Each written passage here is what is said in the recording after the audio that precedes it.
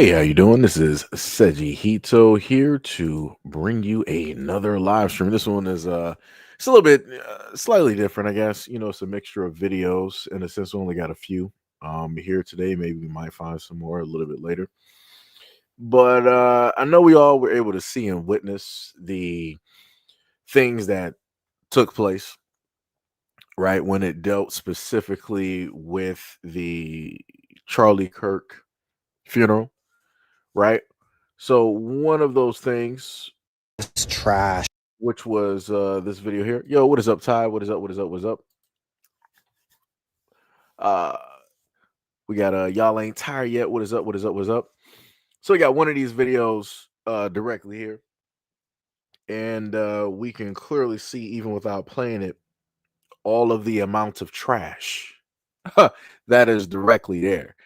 And I'm just a little bit confused because the main individuals that always speak on how it is that America is, looks dirty, filthy, it's trash everywhere. It's always the conservatives and the Republicans, blaming the left, as they like to say, when it deals with a lot of these things taking place, right? Yo, what is up, Pink? What is up, Bushido? What is going on? He said, what's up, brother Seji? Hope your date is going well. Yeah, it is going all right. It is going all right. Y'all ain't ready, said all is well, just getting my popcorn ready.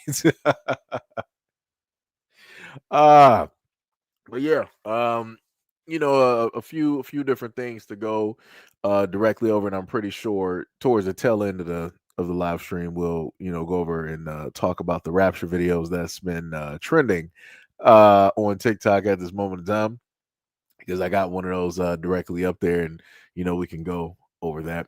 But again, matter of fact, let me just play this video real quick so we can get into this.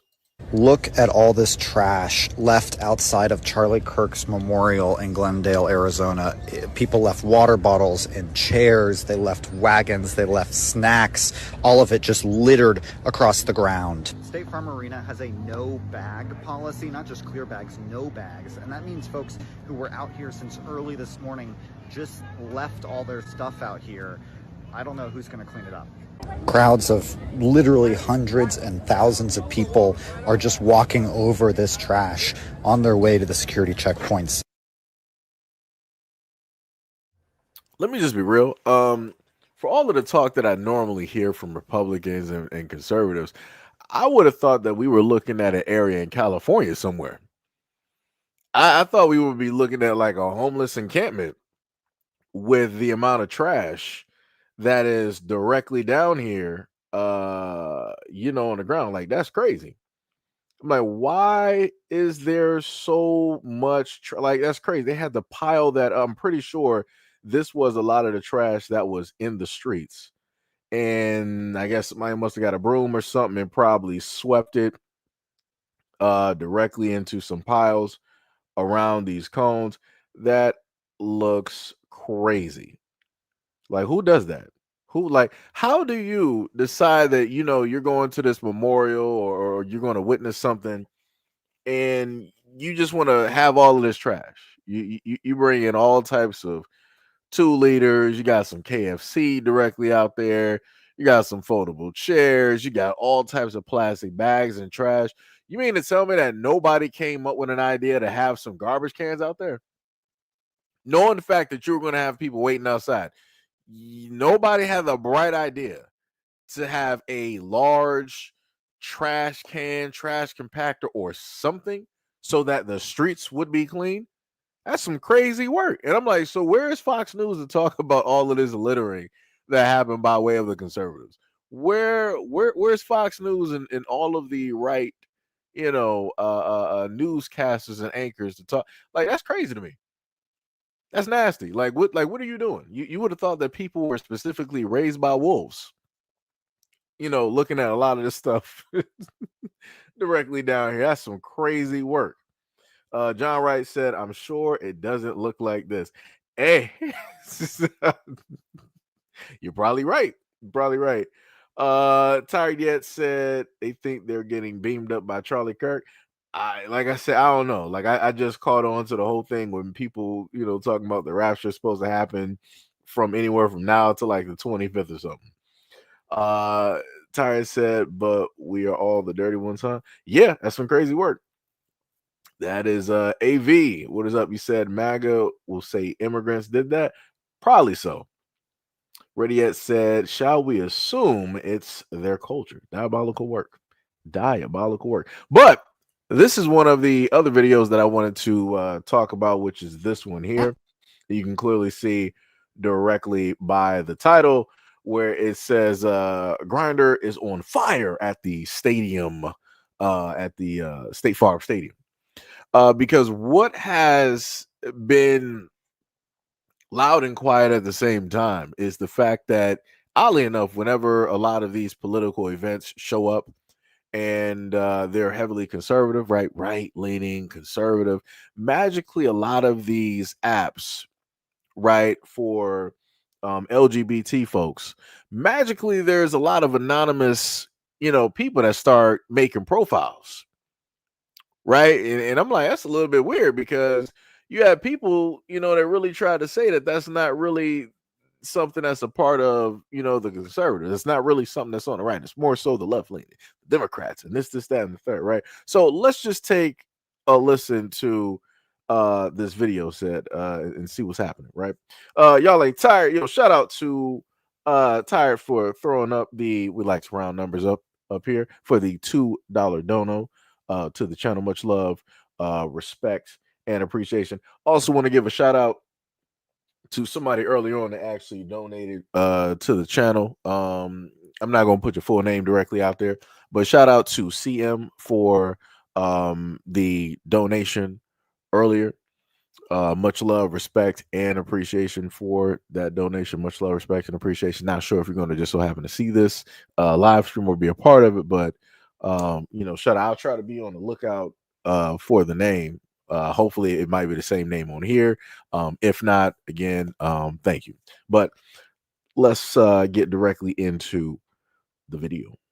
Hey, somebody said, spin the block and let us know what's going down on the Grindr app while they're having this Klan rally memorial at the State Farm Stadium. Let us know what's up. Bitch, he delivered. There go the gentleman right there, right? Okay, here's him replying, and here is the map.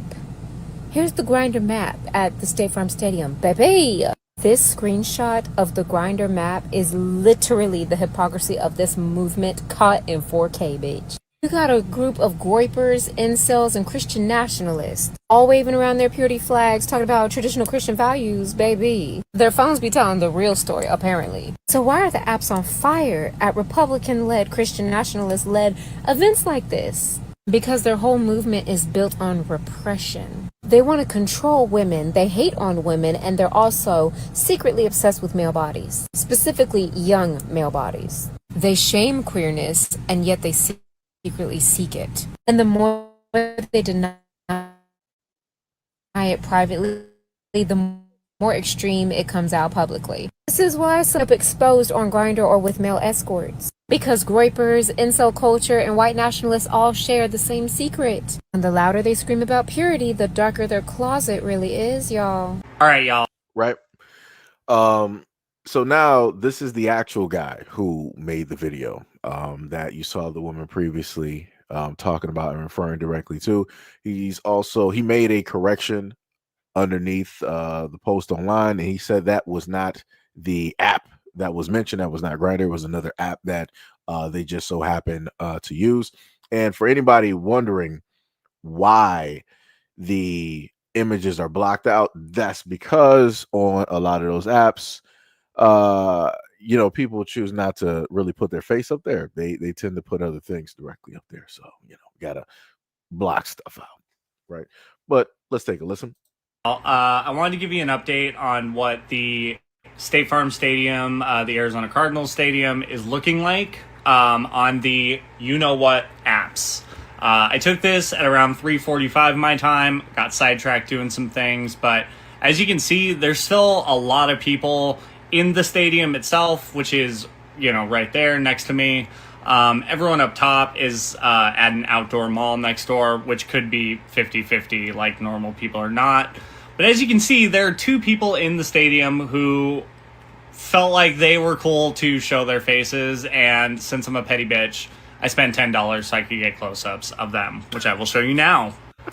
So we have gentleman number one, who's just letting it all hang out. Again, anything I blacked out is not safe for work. It's, you know what it is, not a face. And here's a pic of the same guy. So second pic, same gentleman. Do with those two pics what you will. And then we have the second guy who is also at the stadium, doesn't have an actual face pic, but has a, like, full body pic. And look, I'm never a fan of outing people, but if you are at a literal you-know-what rally, you deserve it. Sorry about it. Like, you can't be, you know, against people's literal rights and then also get to enjoy shit like this. Like, it's just wrong. And I just wanted to make this video to point out the absolute hypocrisy of the right. So thank y'all for checking it out. Really appreciate it. That man is 100% correct. It doesn't make any type of sense. On one end, you want to be highly conservative, you want to be right or far right, whatever it is that people want to sit up there and call it, and you want to shun people, right, for the way that they specifically want to live out there in the open, free, and all of their lavender, right? But then at the same time, while you're shunning them and making laws against them, you're behind closed doors on a lot of these apps getting caught up with other guys, and you sitting up there, you know, making all it don't make any type of sense. It's just, it doesn't make any type of sense. It's like you want to put on his face as like you're Mr. America, right?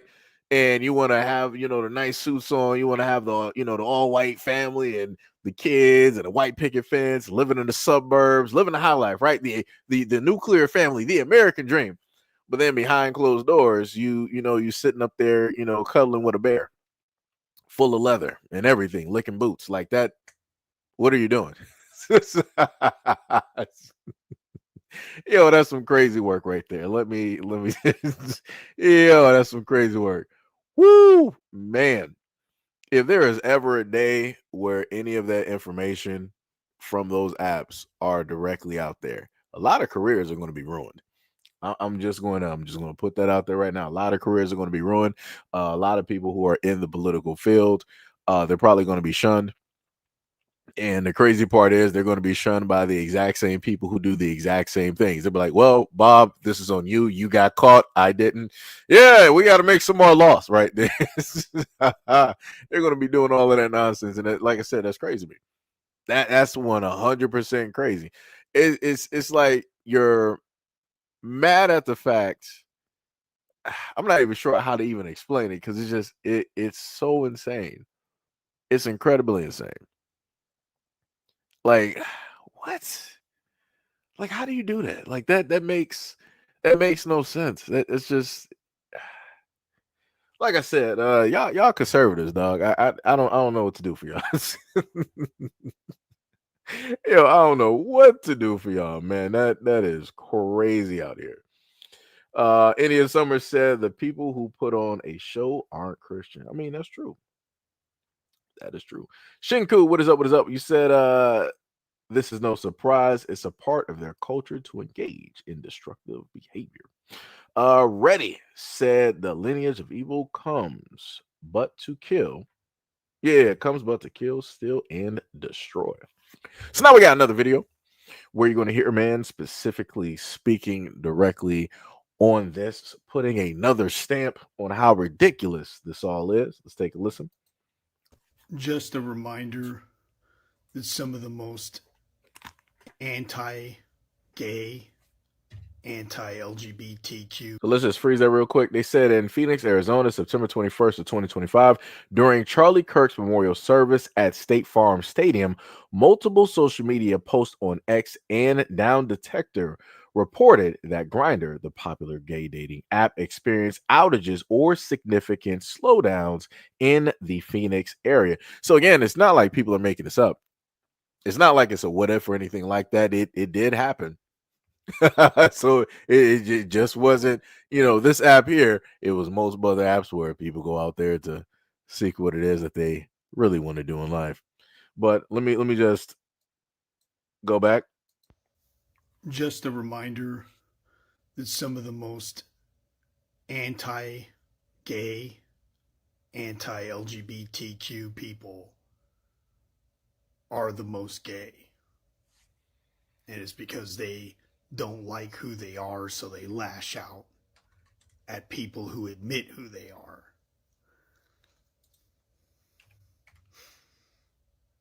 Just a reminder, it happened at the Republican National Convention too last year, and it happened at Charlie Kirk's memorial. Woo, it's crazy.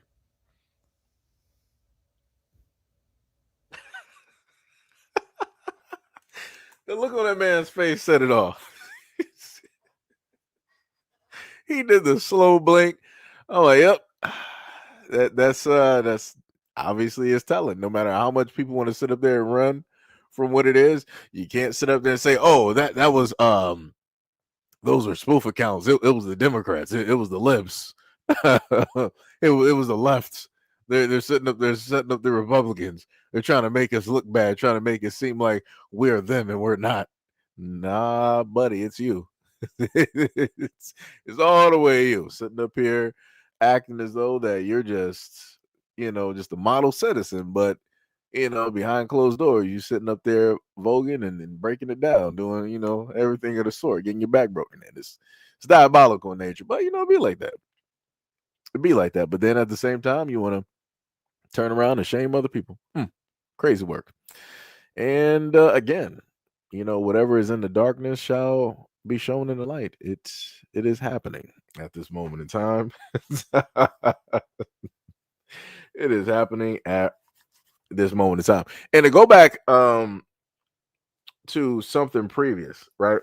This is technically, I was supposed to start off the live stream with this clip, but this was at a college where Charlie Kirk was speaking, right? And he's going to speak to a member of the LGBT. But I want you to specifically listen to what he states about men who are part of the right, the conservative men, those who believe directly in Trump, right? Let's just take a listen directly to that.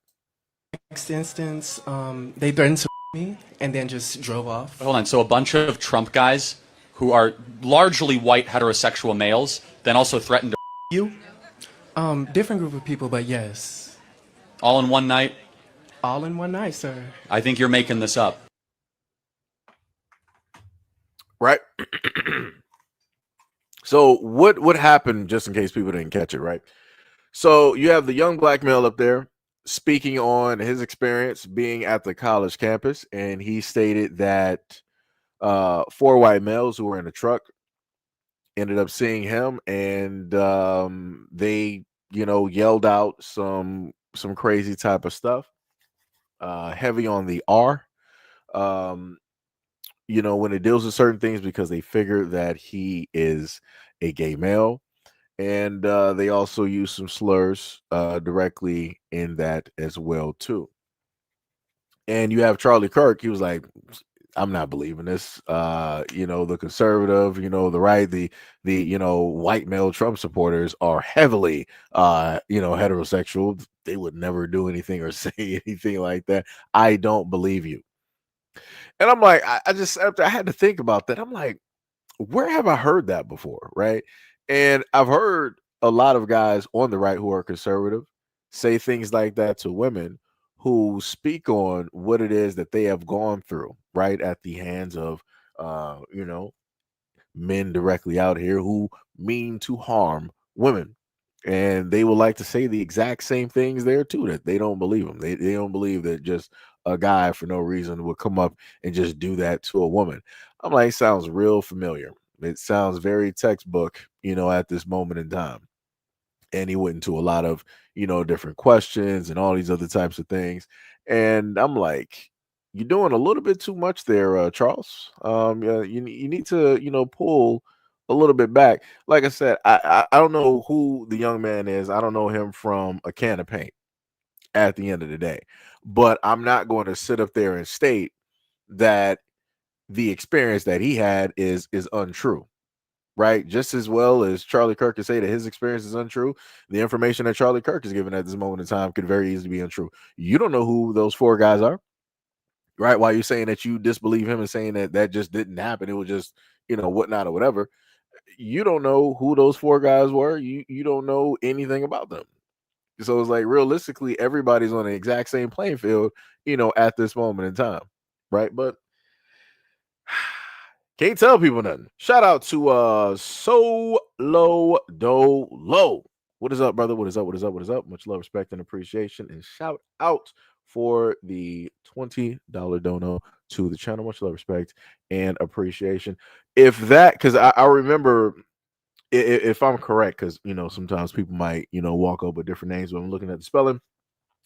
If I'm correct, I've seen you directly on these X streets under a lot of different post, doing the Lord's work, going back and forth with people. Like I said, I be I be out here, in these internet streets. I've spotted, quite a few of y'all, out here just, doing y'all normal, work out here, going back and forth with the trolls and racists, directly out here on X and whatnot or whatever. Much love to y'all. Much love, respect, and appreciation for the dedication that y'all got on these internet streets.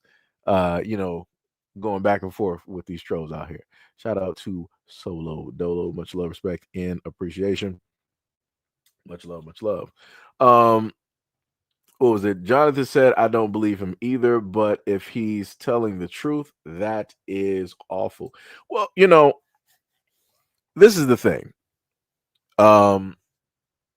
There's a variety of things that happen and take place, and people don't report it.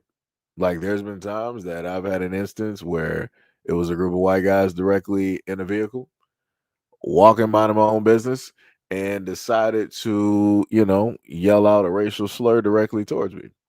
Now I can sit up there and say that that took place. I can say that it happened, but other people online be like, "Well, did that really happen? What time of day did that happen? Where were you specifically located? What were you wearing? What was the make and model of the car? What was the license plate? What was this? What was that?" And I'm like, "Dog, you don't gotta believe me. That's cool." You don't got to sit up there and believe me, because even if I can fill in all of those quotas in that box to give you all the information, that's still not going to have you believe what it is that I'm saying. But on the reverse end, if somebody white basically said that they had an experience with a black person, the whole world is believing it. It's crazy how that works, right? If somebody came directly in front of Charlie Kirk and said like, "Yo, I had this terrible experience, with black people," he'd be like, "Yeah, I understand, because statistically speaking, they got a propensity to do X, Y, Z, and you got to look at the stats and the per capita and this, that, and the third, right?" It's automatically believed. Everybody's clapping it up in the whoever's viewing in the background. Like I said, it's crazy how it works. It's crazy. Yo, Miss Gray, what is up? What is up? What is up? You said, Shalom, brother. SEIJIHITO chat and the mods. What is up, Gail? What is going on? What is going on? What is going on? Jonathan said, I have experienced so much racism and hatred as a white dude from black people, but nobody cares, including me. That's on them. Ignorance. This is the thing. I'm a little bit confused directly on that. Jonathan, you say you experienced racism, right? But then at the same time, you don't care. I'm a little bit confused on that. That doesn't make any type of sense, right? Because the funniest thing is normally how things tend to work with black people is that if something happens to a group of people and you explain experiences, you will have black people like, "Yo, that's jacked up. That's messed up." So, like I said, I don't know where where you're from, where you're specifically located, what black people you're specifically talking about, or if this is even a true story directly at all, because I don't even know about that one at all. Because when black Americans talk about racism, we're talking about systematic oppression. We're talking about people with the ability, people that got the complexion for the protection, people that have the ability, right, to stop black people from getting loans, right, to stop them from entering buildings, right, have the ability to directly call the police, on a black person because they just didn't like the way that they looked, and different things in that nature. Matter of fact, let me see something real quick.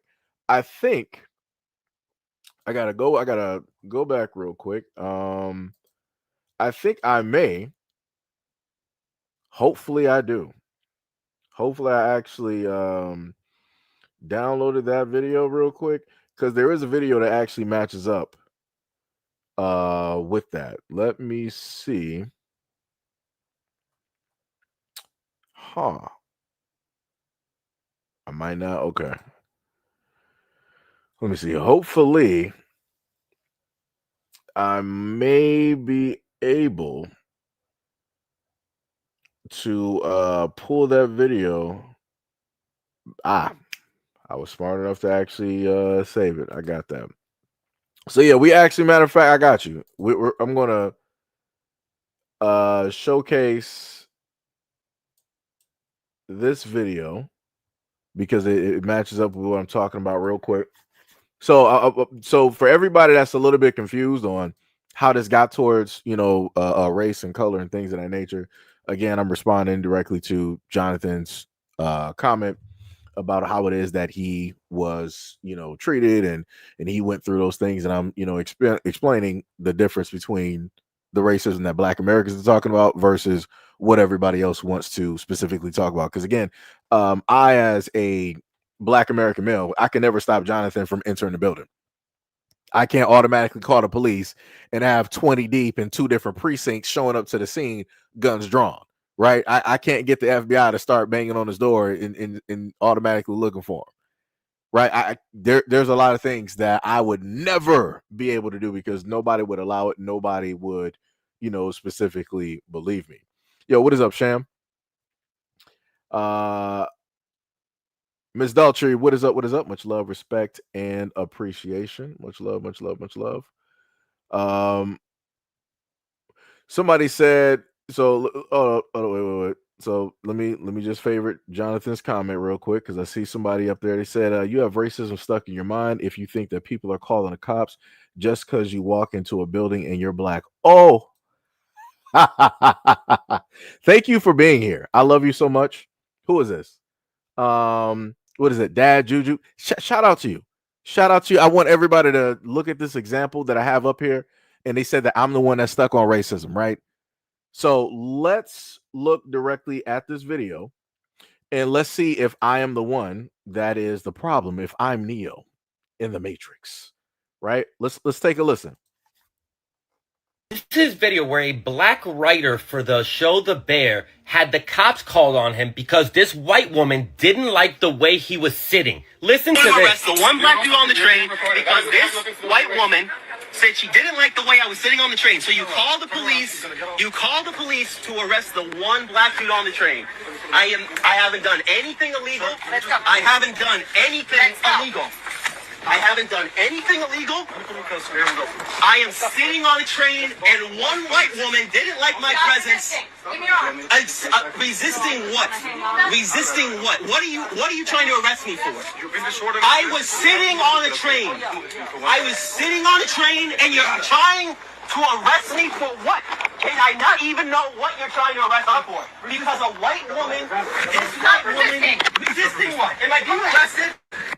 This happened to Alex O'Keefe, who has been a writer on The Bear, and he's also been a speechwriter for people like Elizabeth Warren. And according to reports and Alex's own accounts, he was on a train going to Connecticut. He was sitting minding his own business when she got on and started to complain about the way he was sitting. When Alex refused, she went to the conductor and the conductor called the police. And as they were waiting for the police to arrive, one of the people that was with the old lady told Alex, "You're not the minority anymore." Alex was taken off the train. He was handcuffed and questioned for a while. But then when he reminded them that he was not given a lawyer and that the cops didn't even talk to the old white woman and get her statement, that's when they let him go. And just a reminder, this is what white people do. They weaponize the police this way. There was a time in this country where any white person could tell any person of color, especially Black people, hey, go to the store for me. And if they didn't, they could call the cops on a Black kid for not going to the store for them. And it seems like we're right back there, that if a Black person does not sit up straight, any white person can call the cops on them. And the cops will come and happily oblige. And this is nothing against Alex. He seems like a great person. But I'm talking about people who think that if you're good enough and you do everything right and you're exceptional, that white people will accept you. Alex seems exceptional. But unfortunately, any white person can strip a person of color of all that. All they have to do is call the police and say, he's sitting wrong. And if in any way you're feeling sorry for this old lady, like, oh, look at her, maybe she was confused, maybe she didn't know. No, she knew exactly what she was doing. I'm sure this isn't the first time she's weaponized the police against a black body or any person of color. We still don't know who she is, but doesn't matter because we live in such a fucked up system that anybody can do this. I'm really sorry this happened to Alex. I really do hope he's okay. And I'm just wondering, how and when will we get to the point where white people can't fucking do this to us anymore?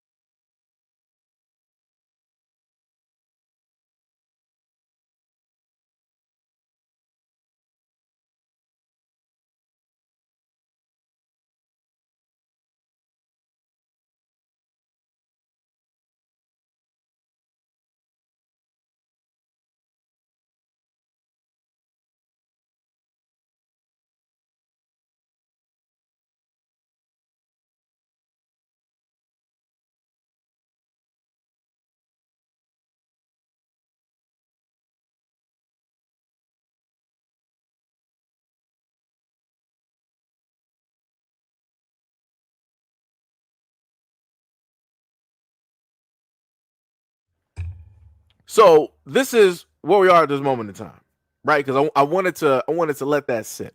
I wanted to let that simmer. So where is Dad Juju at this moment in time?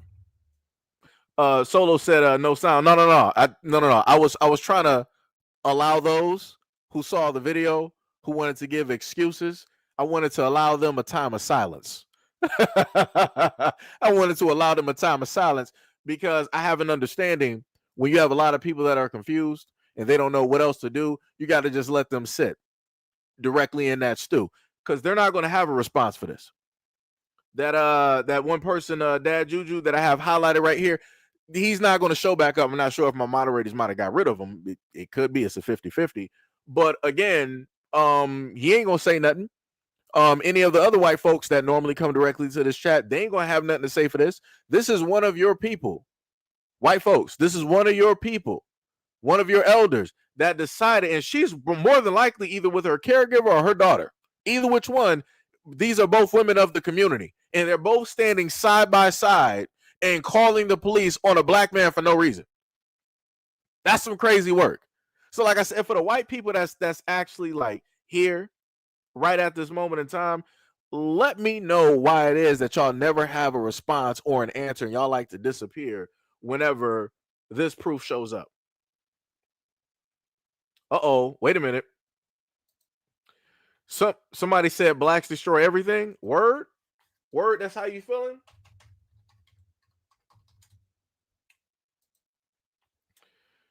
That's how you feeling. That's hold on for the mods. Keep him right there. Don't have. Keep that person right there. Keep that person. So for those in the background that want to sit up there and troll, right? You say that blacks destroy everything, correct? No problem. So I want to bring up Exhibit B. Right? So DJ MFB said blacks destroy everything. So blacken this situation for me. right? You said what you say? What you say? You said destructive everywhere they go, right? DJ MFB, let me know. Let me know. Blacken this situation for me. Let me know the per capita. Let me know the FBI stats. Right? Let me know the world globe stats, right, on blacks and how the blacks has something to do with this image here. Let me know. Let me know that real quick. Give me the stat. Take your time. Take your time. Go through the FBI. Go through the Utah stats with the crime with the blacks. It's about 1.1, 1.2, black percentage directly out there. I'm pretty sure those blacks out there are committing, trillions of crimes out there in Utah. Utah is looking like a democratic state, as you guys like to sit up there and say. Let me know specifically, what are those stats? Let me know. Whoa. You said I'm just showing an instance? Oh, baby boy, what you talking? Hold on. Wait a minute. Let me go back. And this is on the heels. And this is a video that I just recently did. This is a video for anybody else that's trying to sit up there and talk crazy, right? For all of those white folks out there, because I know y'all don't even know who these white folks are. None of them, right? But I do, because I reported directly on this. The first video, I'm sorry, not the first video, the first picture that you got up there is of Ruth. That is the white male that took the life of 3 officers, ambushed them, took their lives. Why is it, right? All of the stuff that you guys want to talk about. Hold on. Whoa. You said what? You said you're in denial. Blacks are problematic. Brother, do you not see the image directly in front of you? This just happened. You're the one that's in denial. This just happened. These things that I'm telling you about just happened. Where you got white males in your community that are injuring and taking the lives of people. Matter of fact, the last guy that you see at the very bottom, that guy walked into a country club. I'm black all day long. I can't even point you into the direction of a country club. So as soon as I heard this, I automatically knew he was white. I already knew. I don't need per capita. I don't need FBI stats. I just knew. I can't, like I said, I'm black. I can't point. I don't know where a country club is, but y'all do. He walked right in that country club and started lighting the place up like it was the 4th of July. But do you think that DJ MFB is going to have anything to say about those white lives that were lost and harmed and injured? Nah. Do you think that he cares about those white lives that were lost and injured by way of these white men here? Nope. But what does he care about? Oh, the blacks. Oh, the per capita. The stats. This, the stat, and the third. We done went over these stats like 99 different times on this channel. We done did this. You said whataboutism's not going to help me. I'm just listing the stats that I directly have. Right? Because you know what? This is what I like to sit up there and do, because I like to be honest. Right? When we went over the stats dealing with the FBI, and they stated that, black people happen to, do a heightened amount of murders, no problem. I can sit up there and hold that L. There was about 3 L's, about 3, maybe 4 L's out of all of the stats from the FBI that the blacks, as you guys like to say, had to hold. The rest of that list, your names are in the rafters. So that's not a whataboutism. That's not a whataboutism. Those are facts. Like I said, we brought up these stats and went over these stats countless times. I mean, I got the stats directly on deck. I mean, I got those, including some other stats. Because do we want to start talking about the crimes against animals? Do we want to start? Because I'm pretty sure that you're more than likely a white male. Oh, you going to the 13, 15 type of? No problem. You got it, bro. You got it. But who's committing those crimes against those animals, though? Who is going out there and entrapping animals and taking those animals against their will? DJ, who's doing that? Give me the per capita directly on that stat, because you got the stats on everything else, right? You got the stats on everything else. Just saying. Because again, the main reason that I'm bringing all of this up, and let me just make sure to put this image back up there. The reason why a lot of things are able to take place and happen directly in the United States is because the main majority that are here, which are white folks, you guys tend to not give a second look at your own people when they show signs of being rabid, when they show signs of being willing to attack their own, willing to destroy your own community. You know how many drug dealers you got in your community that are causing people to OD at this moment in time, where you're losing kids, you're losing your wives, your sons, your grandparents, your aunts, your uncles. Like, they're knocking out homes at this moment in time. Like, you got areas across America that are zombie land, where literally I can go on YouTube and watch white folks doing the Matrix because they're just high as a kite, don't know what's happening. And then you got the child stroller directly to the side. But I'm pretty sure some type of way you're gonna tell me that, oh, per capita, the reason that the white community suffers is because the blacks, they're putting the drugs in the white communities, because before the blacks were here, we never had this problem. I'm pretty sure you're gonna tell me that. Pretty sure you're gonna tell me it was a black drug dealer that's giving all white folks out here drugs. They didn't put weed, crack cocaine, heroin, all of these things. It was the blacks that sat up there and ushered in the drug wave in the white communities. I'm pretty sure. It's crazy. Oh, I'm a little bit confused.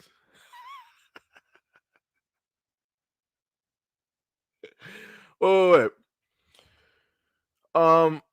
but you know, the funny thing is, I've talked about those stats just to let you know.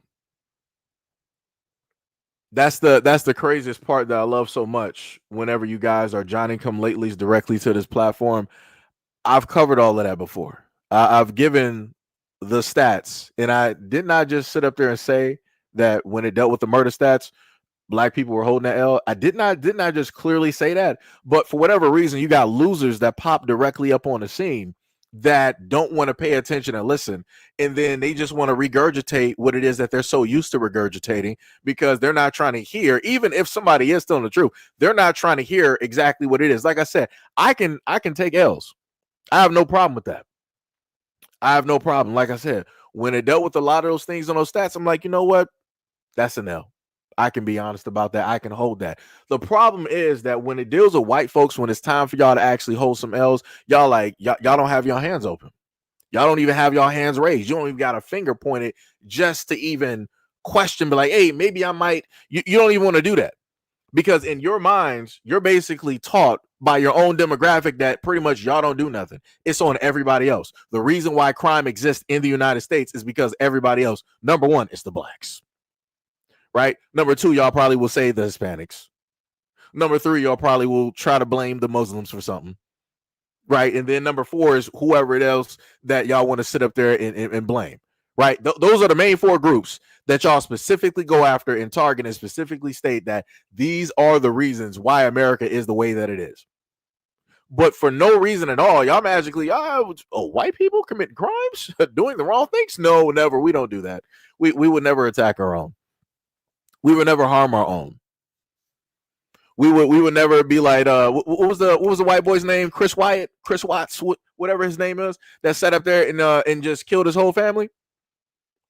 And didn't he like bury them in canisters like on the job site? And he lied about it. Dude was up there like, yeah, I this was her lifeline. This is her phone. I don't know what happened. I don't know where she is. And he was the one that sat up there and did that to her, right? That's some crazy work. And I done seen a lot of stories like that, where white boys are just sitting up there taking out their wives. And I'm like, dog, what is wrong with you? I'm like, you got the perfect thing. You got the family, the kids, the white picket fence. I'm like, how do you just decide just one day you're happy, and then the next day you're like, I'm about to just, cut everything loose? What? And y'all don't want to talk about that? And y'all got a problem when I wanna sit up there and bring it up? That's crazy. That's diabolical. And then somebody said, keep it 200 said, You are black, K. Stop talking about this. Stop talking about what? Stop talking about what? Let me know. What am I on my platform? What am I supposed to stop talking about? Let me know.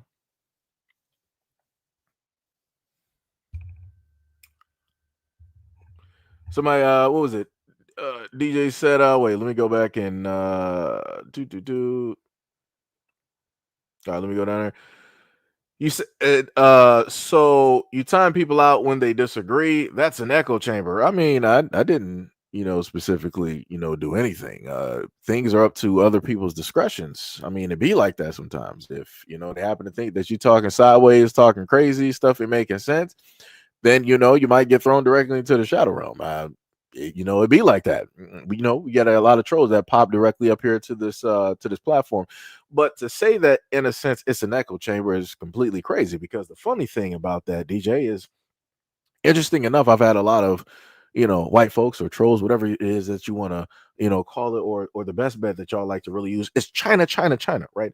I've had a lot of folks up here that decided that they wanted to use all types of slurs and stereotypes towards me, being a black American. And I'm like, there's only two groups out here that I know specifically that would really do something like that, and none of them are black. One of them I know is white, and then the other one I know is honorary. Somewhere in that area.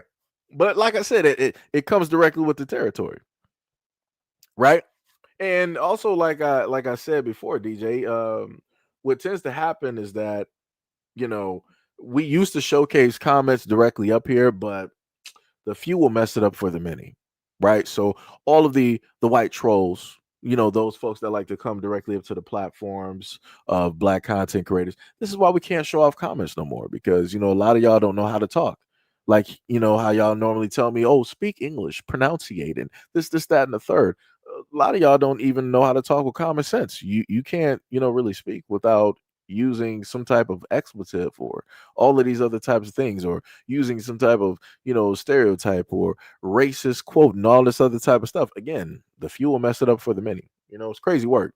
It's almost to the akin to what I said before, where the few, the rich, will mess it up for the world, which is the many. And we see how that's playing out at this moment in time. It be like that though. It be like that. Somebody said, y'all ain't tired. Said, what about Snapped? So many episodes are exhibiting their behavior. I might actually have to look that up. Yo, Lunch, what is up? What is up? You said the personal genjutsu is so strong that they don't believe Charlie Kirk was down by other whites. Yeah, that's crazy. That is crazy. And like I said before, the funniest thing is, as I've stated before, and I went over those type of stats where it dealt with the murder rates in between white folks and black folks.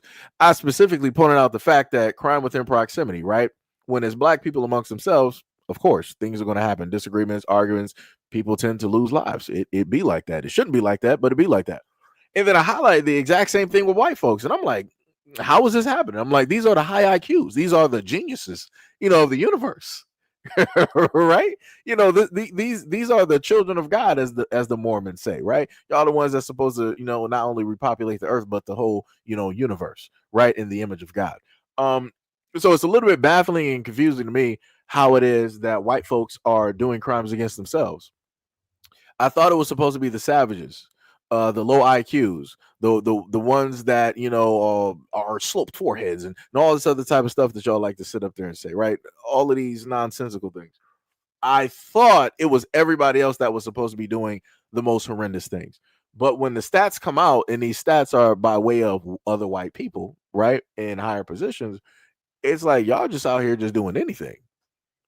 And I'm like, y'all don't want to talk about that? Y'all don't want to just so happen to highlight that as a problem in your communities? Maybe it's just me. Maybe it is just me. What else we got? Beautiful said the FBI data shows that the percentage of white homicide victims are killed by other white people in the United States has typically been between 80% and 84%. Mm. That's diabolical in nature. That is diabolical in nature. DJ said, you said what race is the most prevalent? What race is prevalent in the most dangerous cities in our country? I'll wait. You're talking about specific areas, right? So if you want to specifically say black areas, that goes right into what I stated earlier. I'm not sure if you're gathering what it is that I'm stating this whole time. Like this is how. Let me just highlight this. This is how stupid these conversations get, right? So I'm a black American. I've obviously stated that there's stats directly out there dealing with the FBI, where it's like, yo, got to hold some L's. That's cool, right? No problem. Not even sitting up there disagreeing, not even sitting up there arguing, not even trying to say, oh, the numbers are skewed. Nah, it's cool. I'll sit up there and take those L's. Like I said, from Detroit, born and raised, I watched the Lions on Thanksgiving Day, and at a moment in time, they had like 17 or like 19 losses. It was tough, right? So I can sit up there and handle losses. I can hold L's, no problem. But like I said before, it's crazy that when you bring the stats to show how white people negatively affect other white people, it's like y'all just don't know how to compute that. Y'all don't know what to do with that. So then y'all keep moving the goalpost to something else. And I'm like, it makes no sense. Y'all make up the majority in this country. And when it deals with these suburbs and these white counties, these white countries, and these white states, y'all got a tremendous amount of crime, and it has zero to do with black folks. Like there are white men out here that are literally taking out their families to the barn, treating them like Old Yeller, treating them like Bambi's mom. Like, how are you missing this? How are you missing this and still trying to move the goalposts? Like I said, even with stuff directly in front of y'all, you don't even want to fixate on the problem. I can sit up there and say, like, yeah, it's jacked up in the black community. We're sitting up there happening. Hey, going to sit up there and work on it. But we have community members and people that are focused on curbing violence, curbing gang violence, curbing the drugs. And we got many other initiatives directly out there. The only difference is y'all not privy to it because that's not the information that y'all look for. I've done videos and showcased a variety of things up here that could actually educate people, but y'all don't actually care about that. Y'all care about this whole invisible argument on trying to paint black Americans as the most dangerous people in the world. And that's just not the case. The most detrimental people in the world, that's just not the case. Like I said before, that's some crazy work, man. That's 100% crazy work how y'all ignore on time. Every time you ignore all the things that y'all specifically do to yourselves, all to look specifically at black Americans. That's crazy. That is diabolical in nature. Diabolical. Mark Jameson said, who is honorary? Well, I mean, that could fit in two categories. You can well, technically honorary would be anybody who is Latin Hispanic. Those who would be considered, in a sense, like shoulder to shoulder, or the model minority would be the Asian population directly out here, right? So technically you got two groups, in a sense, who would fit directly within that area, right? But I'm only talking about two who have the main population when it deals with the United States, right? Asians don't really got a population here in comparison to whites and in comparison to Hispanics directly out here.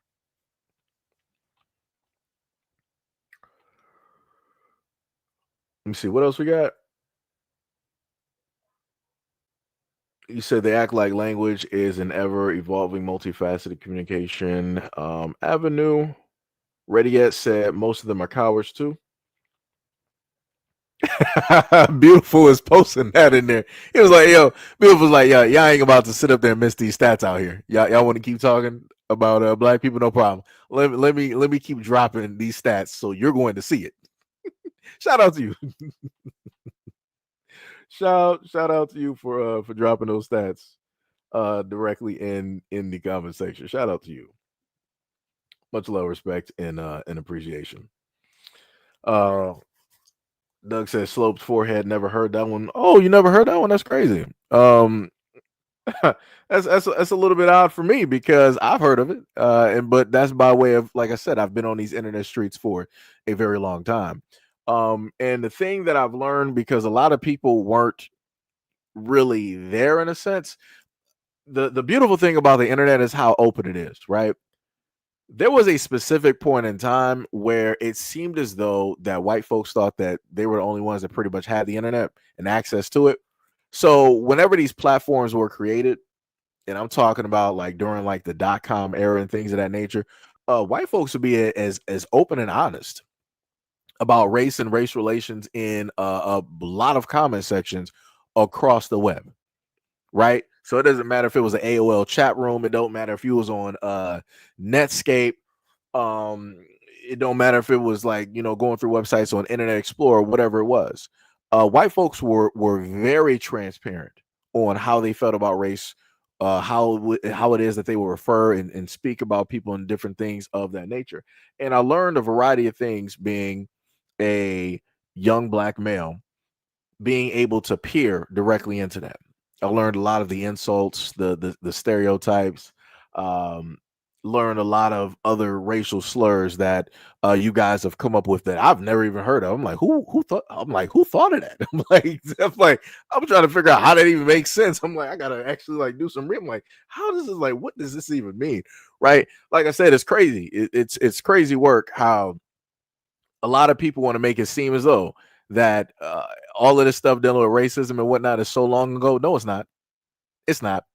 Especially if you got anybody that is born during the tech age, which is now, that had access to a computer earlier on, and you were able to peer in and watch and view what white people decide to write. Yeah, nah. Y'all, like I said, y'all can miss me with that. Y'all can miss me directly with that one. That's some crazy work out here. Like I said, I remember.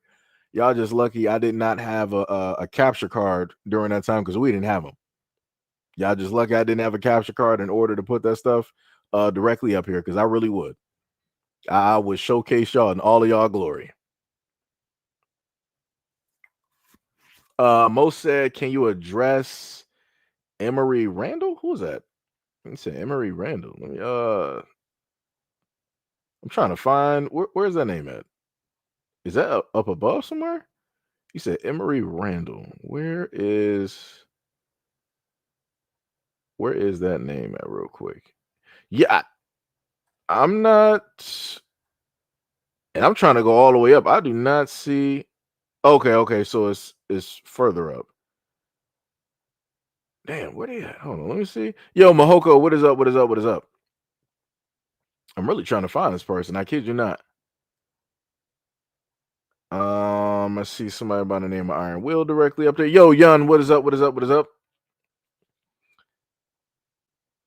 I'm just gonna be honest. I'm scrolling back through to like 4:26 p.m. and we're currently at 4:44, and I am not seeing this. I see certain people up here like several times.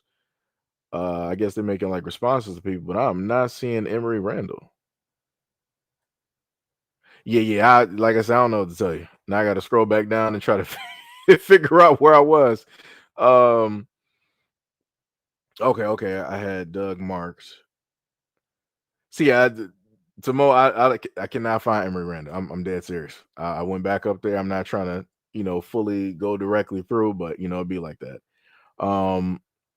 No said we're in a world of pointing fingers and no accountability at this point. It's pathetic, but the politics are just teaching to point, then ignore. I mean, it'd be like that. As stated before, and I've showcased this multiple times. You have Black Americans out here that will take accountability for a lot of things, and by way of taking accountability, I mean performing actions in the community, being active in the community. But as stated before, whenever these actions are specifically taking place, the same people that tell Black people, "Oh, pull yourself up by your bootstraps, clean up your own backyard," and all this other type of stuff, they never want to highlight or talk about those things. They just want to keep regurgitating the exact same thing, like somebody said earlier, where they want to just leave off on this whole thing, like, oh, like somebody told me, clean up your own backyard, buddy. If we're neighbors, your backyard is my backyard. I don't know, I don't know what you're talking about. Your junk been flying over here since Dorothy, left for Oz. I don't know what else to sit up there and tell you here. Like I said, a lot of the trash that I see in my backyard, I didn't ask for. I didn't sit up there and create, right? Like I said, all of the stereotypes and the stats or the statistics that they can list about, black men, young black boys, yeah, I done blew past all of those. So whatever you can sit up there and list a name, that falls flat directly on me. It's not doing nothing. Right? It's like rain on duck feathers. It's water droplets. It's falling directly away. And a lot of the trash that I just so happen to see are those out there pointing the finger, the main ones projecting, because they don't want to fixate on how unclean their house is, running around with rodents, with rotten food, with gnats and maggots directly in their refrigerator, possums running directly on and through the house and the walls. They don't want to talk about how dilapidated that structure is and how it needs to be condemned and nobody should be living there. But yet you want to sit up there and focus on your black neighbor and you want to say that how they're problematic. Okay. That's crazy work to me. That is diabolical in nature. That is diabolical in nature. But it'd be like that though. That'd be like that though.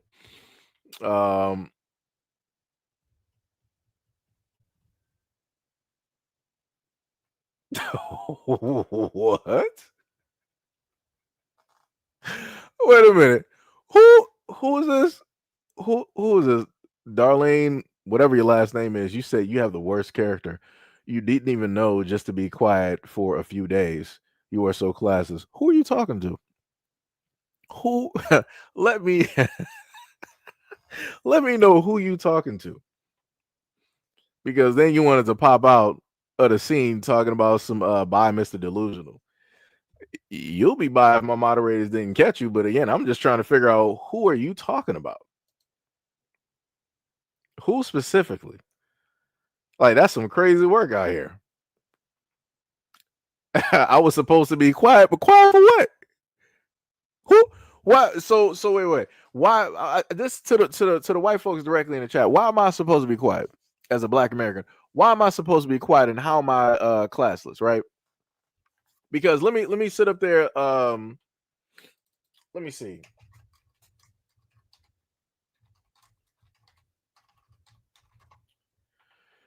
Right. Let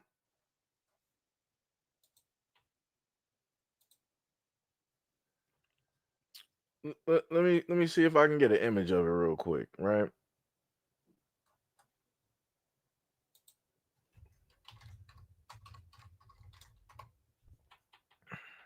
Trying to see if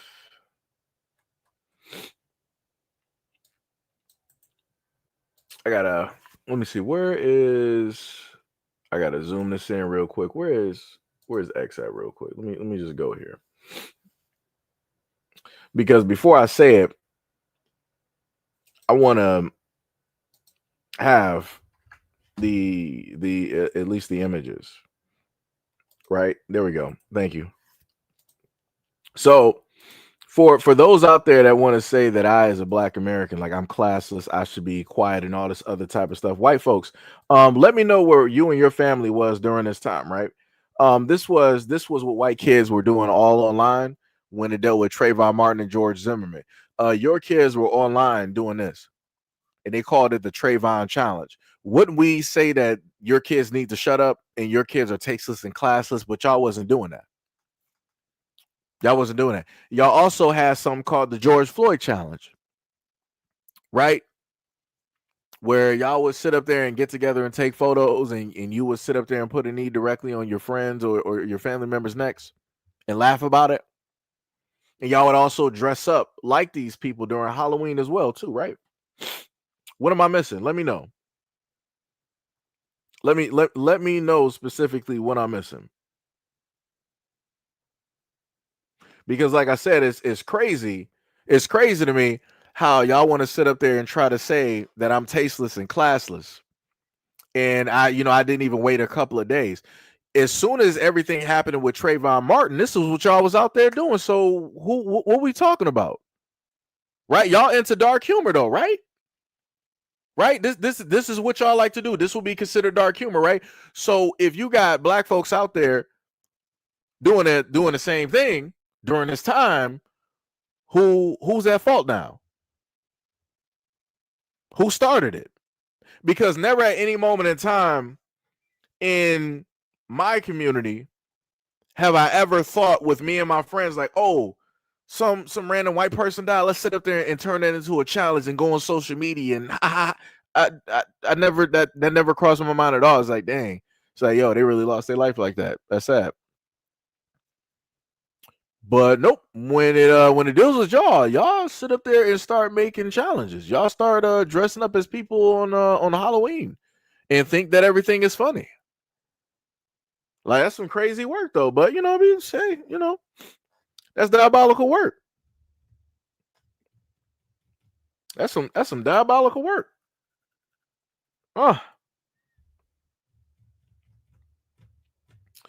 Somebody said you're comparing your actions to kids' actions. You do realize when Trayvon Martin took place, these are no longer kids. These are grown adults who are more than likely the exact same, if not worse.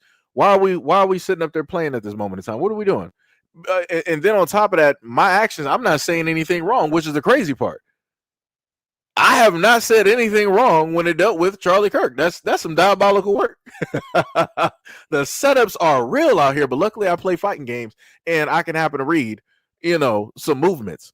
I don't know what you're trying to set up or what you're trying to specifically say. I wish you would actually say it, but yeah, I haven't said anything wrong. So again, it's a little bit diabolical how it is that people want to come up here and say that I'm tasteless and I'm classless, like I literally said something wrong. I didn't say anything wrong. Didn't say anything wrong. That's some crazy work. Diabolical. Man, oh man. Woo! A hit cow will holler. I tell you that.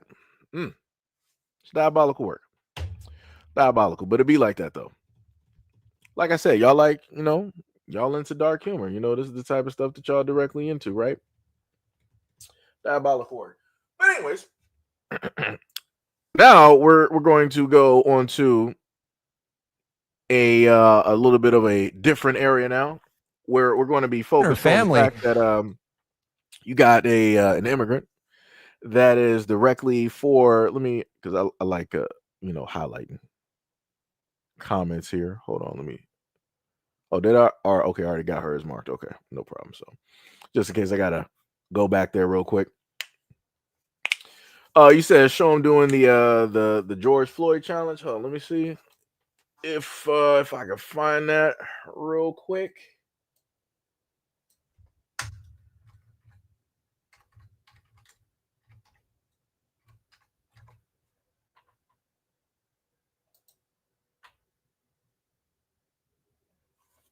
I wish that was not so blurry. Gotcha.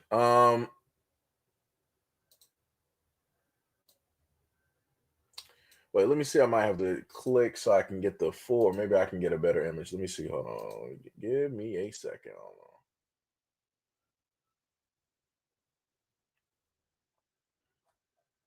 Yeah. Okay. So let me just do this. Excuse me. Let me see if I can get this real quick. Okay, it's not really showing how I wanted to do. All right, so let me try to save. All right, so let me go back and try to post that directly. Yeah. So this is some of y'all folks out there, some of y'all kids, grown men as well, because somebody said that, oh, you're comparing your actions to kids. No problem, since you want to downplay everything. We got grown men directly in this one doing the George Floyd challenge, all white. What you got for me now? What you gonna say? What are you going to tell me now? What are you going to tell me that you're going to try to minimize it by saying that, oh, these are just 22-year-old kids? It's like y'all did before. Oh, it was just a kid that sat up there and committed this crime, right? Like y'all did with the whole thing with Charlie Kirk, trying to minimize the age and the severity of it by calling him a kid when he's a 22-year-old man that decided to take a life. I'm pretty sure that you're going to work on a way to minimize this, right? These aren't fully grown men. You're going to make some excuses. You're going to move the goalposts. You're going to bring up the per capita. You're going to bring up the stats. You're going to bring up the Democrat-run cities. You're going to bring up Chicago and how 1 trillion people just died yesterday, right? The same playbook. Or you're going to return to what? Factory default setting of racism. Start trying to spell out the N-word, trying to say the N-word, or trying to use some type of abbreviated way to put it directly out there, or some other type of word, right? Like y'all used to use for the Ahmaud Arbery, right? Y'all were online calling every single black man a jogger because you didn't want to say what really you wanted to say, so you came up with a whole nother word. Like I said, y'all got the same tired playbook all day, every day. Y'all don't create nothing. Y'all don't create nothing, literally. You can even tell by the racism that y'all use on an everyday basis. Don't create nothing. Haven't created really anything new in a very long time. So now we're here. Diabolical work. Diabolical work.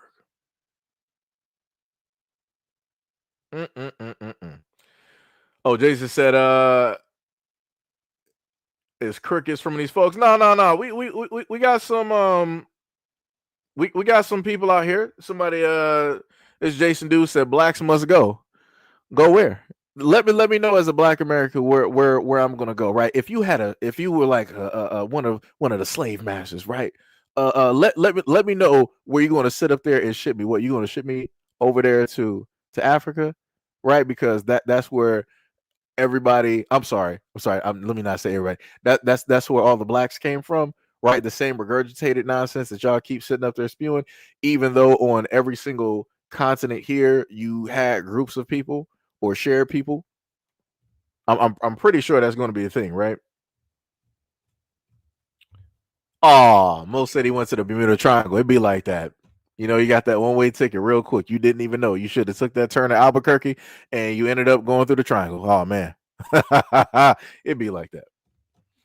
It'd be like that, you know. Like I said before. But like I said, shout out to y'all. Y'all further prove the whole thing dealing with racism and all of those things that I commonly talk about. But like I said before, for any of the white folks directly in the background, I would like to clap it up for you guys for staying silent whenever these folks show up to the comment section and I highlight their comments, and y'all tend not to say nothing. And y'all sit idly by and allow it to happen. Again, you are complicit in those actions. Just saying. I'm just saying.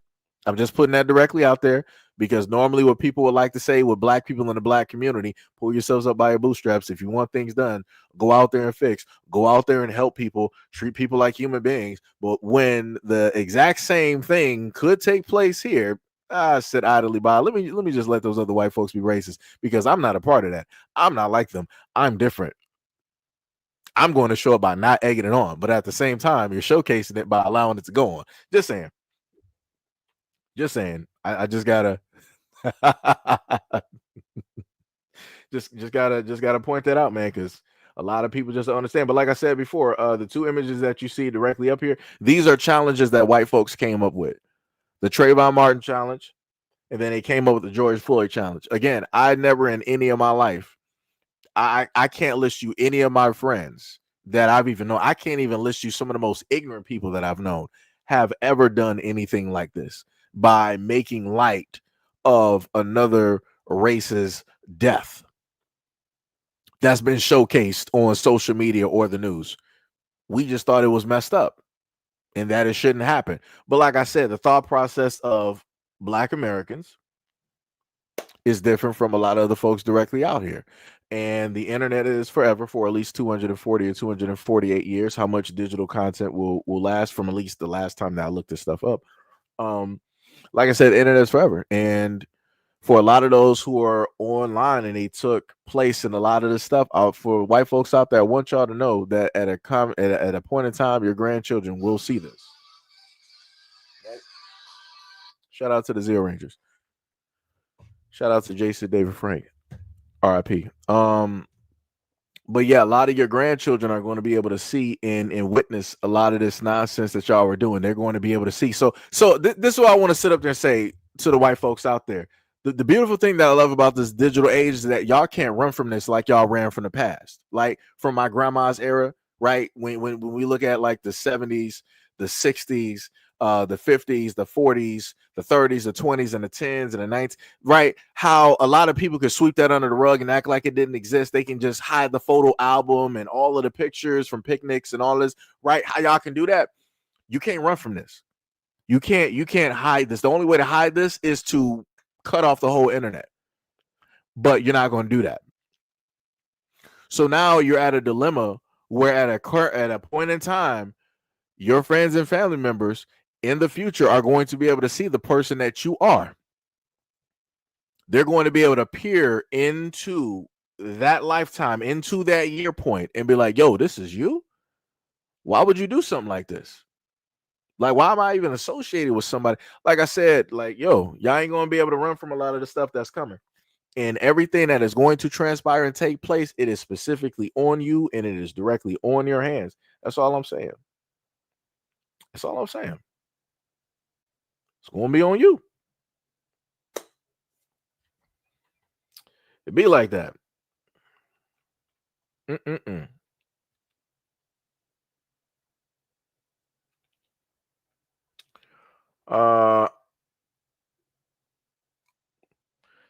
Cheryl West or Weiss said it was crazy content today. Crazy. Wow. Yeah. I mean, it'd be like that. Like I said, it ain't gonna be no running. And then I especially want to sit up there and to, like I said, the white dudes, it's already, normal. It's whatever it is. We already know what it is, right? But for the white women out here, that have taken part in other challenges, such as blackface, yeah, y'all right up there too. The blackface, the blackfishing, all of the things with deciding to get on camera and start, calling black people the N-word and all this. Yeah, it's up for y'all too. You are not going to be missing the fray either. Both of y'all are going to be going hand in hand directly through this situation of fire. Let me tell you. Oh, and God help you. Would God help you if the rapture, for any of you guys, for white folks in this comment section that are Christians, God help you if you are actually Christian and the rapture is to, so as people on TikTok are saying, if it's supposed to happen in the 2 to 3 days from now or whatnot or whatever. Oh boy. There is not enough time left for you to get everything in order. There's not enough separation from the amounts of evils that you've done in order to buy your way into heaven. There's not enough that you can do at this moment in time. You're going to have to be sitting directly in limbo, or you're going to have a nice flaming seat, just to be real. Just to be real, because I don't know why a lot of y'all think that y'all going to supposedly make it into heaven, knowing your history and knowing the fact that the son has to pay for the father's sins. I don't know why y'all think that y'all about to sit up there and be making it to some grand old vacation. Y'all always been on vacation since existence. So I don't think why you I don't know why y'all think y'all about to get an extension when the time comes. That's not how that works. Everybody got a price to sit up there and pay. It'd be like that. Like I said, I can sit up there and hold my L's. Can you though? That's the main question for all of those white folks out there that are Christian, Catholics, Bible believers. Can you actually hold that L when the time comes? Because you ain't gonna be able to run from that. You're not gonna be able to blackify that. Like, oh, but God, Jesus, the stats, the blacks, the 1350, the crime stats, Democrat-run cities, Africa, Chicago, Atlanta, Watts. There's not going to be enough of that to be able to save you. It's going to be curtains. It's going to be curtains. It's going to be curtains. Let me tell you. It's going to be 100% curtains. You can talk all of that mess and be as racist as you want to right now. The moment in time that you got to sit up there and pay for everything that you've done so far, I promise you're not going to make it. I promise you. I don't even care if I don't even make it to heaven myself. My only wish is to be able to watch all of those that ain't gonna be making it, especially y'all, especially the white folks. I want to be right there, front row seat. I want to be able to see each and every one of y'all faces, and I want to see every single thing that you've done to negatively impact people on this planet, especially to Black Americans. I don't care about nothing else. You can throw me in limbo for the next 1,000, 10,000 years. I'm completely fine. As long as I can sit up there and see and watch y'all not make it, I'm good. I'm going to be sitting up there sipping on those tears. I'm going to have a nice chair of clouds. Let me tell you, it's going to be a hilarious moment. It is going to be a hilarious moment. Like I said, I don't need to be in heaven or hell. They can abandon me for all I care. Let me have that moment. That's all I care about. And I mean that 1,000%. That will, for me, that is heaven. Because you and I both know who it is that you are and what it is that you've accomplished and done. And it ain't nothing good. Again, as I stated before, because I saw somebody in the comment section sit up there and tell me, what did I do? The son has to pay for the father's sins. It's that simple. What else needs to realistically be said? If you know your history, know the things that your bloodline and your people have specifically done, why do you think that you're going to get a free pass because you feel that you're so far away from it? Nah, you're right there. DNA. What are we talking about? Like I said, that's all I care about. I'm good. I am 1,000% good. Like I said, I mean every single word, because people don't understand. When I say something, I 1,000% mean it. I mean it with all of the love. For the white people out there, when I say these things to you, I mean this with all of the love in my heart that I have for you. I'm going to be right there with you, not holding your hand, but I'm going to be right there with you with my nice cold glass of tears on whatever heavenly clouds that they got. Or even if I got to pull a rock from earth, I'm going to be right there sitting for the rest of eternity, watching each and one of y'all get denied entry into heaven, the same heaven that you thought was specifically for you. That is my heaven right there. I don't even need to pass through the gates. I don't even care about going. I just know you ain't gonna be there. Woo, diabolical. Anyways, my bad, I cracked myself up. Let's continue back on to this video here.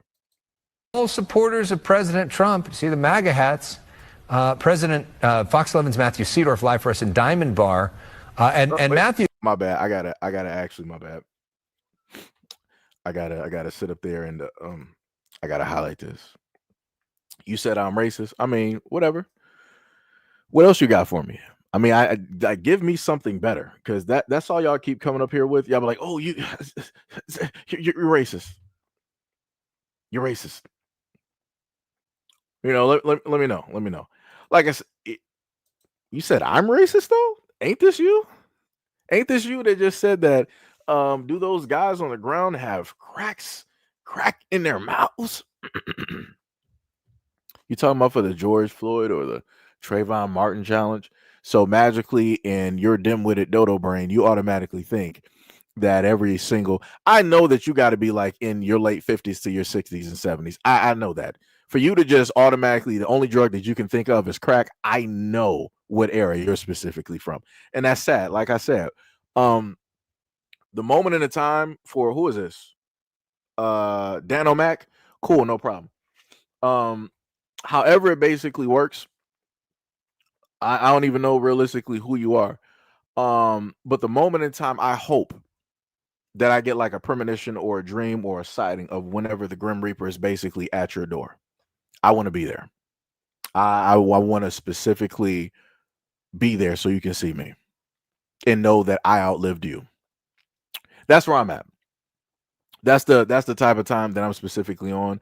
At this moment in time, like I said, I'm not going to sit up there and fight hate with hate. I'm not going to sit up there and do that. I'm showing you love, because I'm going to be there as you walk directly through that dark door, right? Because, you know, I care that much what happens to you in your spirit. I need to know what's going to happen. You know, what's going to go on behind the scenes, right? It's diabolical.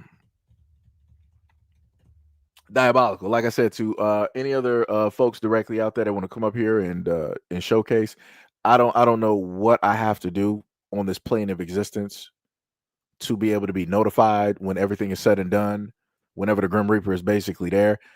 If I can be there on that journey and walk, I will be directly there.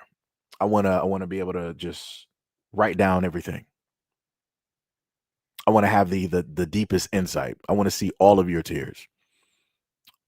I want to witness you basically coming clean from all of the things that you've done, because you're going to have to do it, and you will do it, and it's still not going to help you shed off that horrendous weight that you have from the generations upon generations upon generations upon generations of evil that you have committed against Black Americans and many other folks directly out here.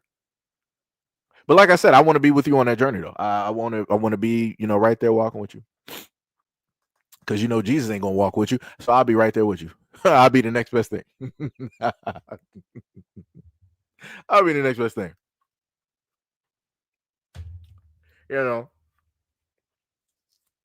Somebody said, you can deal with the Grim Reaper. I'll be walking with Jesus Christ. I mean, a hit dog will holler. I don't even know what's specifically happening. I'm not even sure who Elrod Jenkins is, because I could have sworn I specifically stated I was talking to a specific group of people, right? And I'm literally talking to the people that want to come through and troll, and they want to be racist and everything of that sort, directly on my channel. But then other people want to sit up there and tell me that they're going to be walking with Jesus. Why do you got to notify me of that? If you're sure that you're going to be walking directly with Jesus, you don't got to tell nobody nothing. Just like you don't got to tell me who it is that you specifically believe directly in. That is your own private information. Your relationship with God or your religion or your creator is specifically that private information. It is that private. I don't need to know nothing.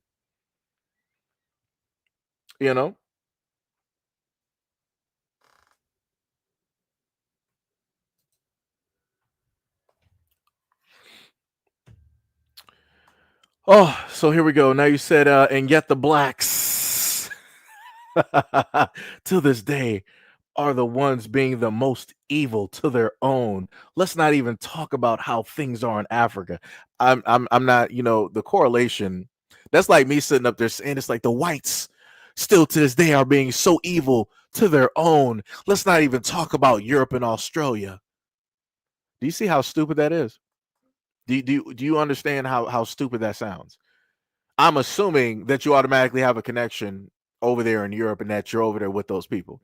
Just like you're assuming that automatically have a connection over there with people in Africa. I don't. I'm Black American. Better yet, let me just clarify, I'm American. So it's a little bit baffling to me when you folks want to pull directly up here and state all of this, type of nonsense. And then on top of that, you want to pull back in the scene and you want to be like, oh, so now you're calling folks racist, hypocrite. Are you the most dumbass fucking person that I've run into at this moment in time during this live stream? Are you that dense?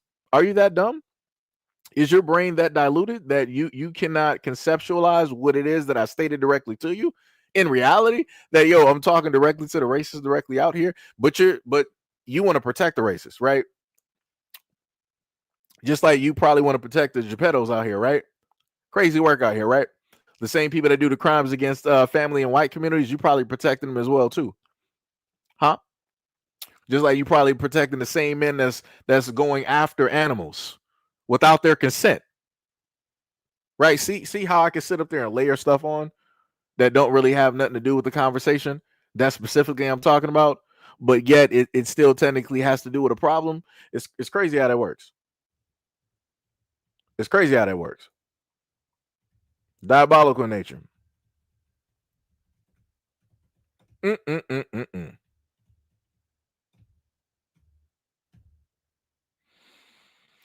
Somebody said that I don't like facts. Do we got to do this again? Hold on. Wait a minute. Give me a second.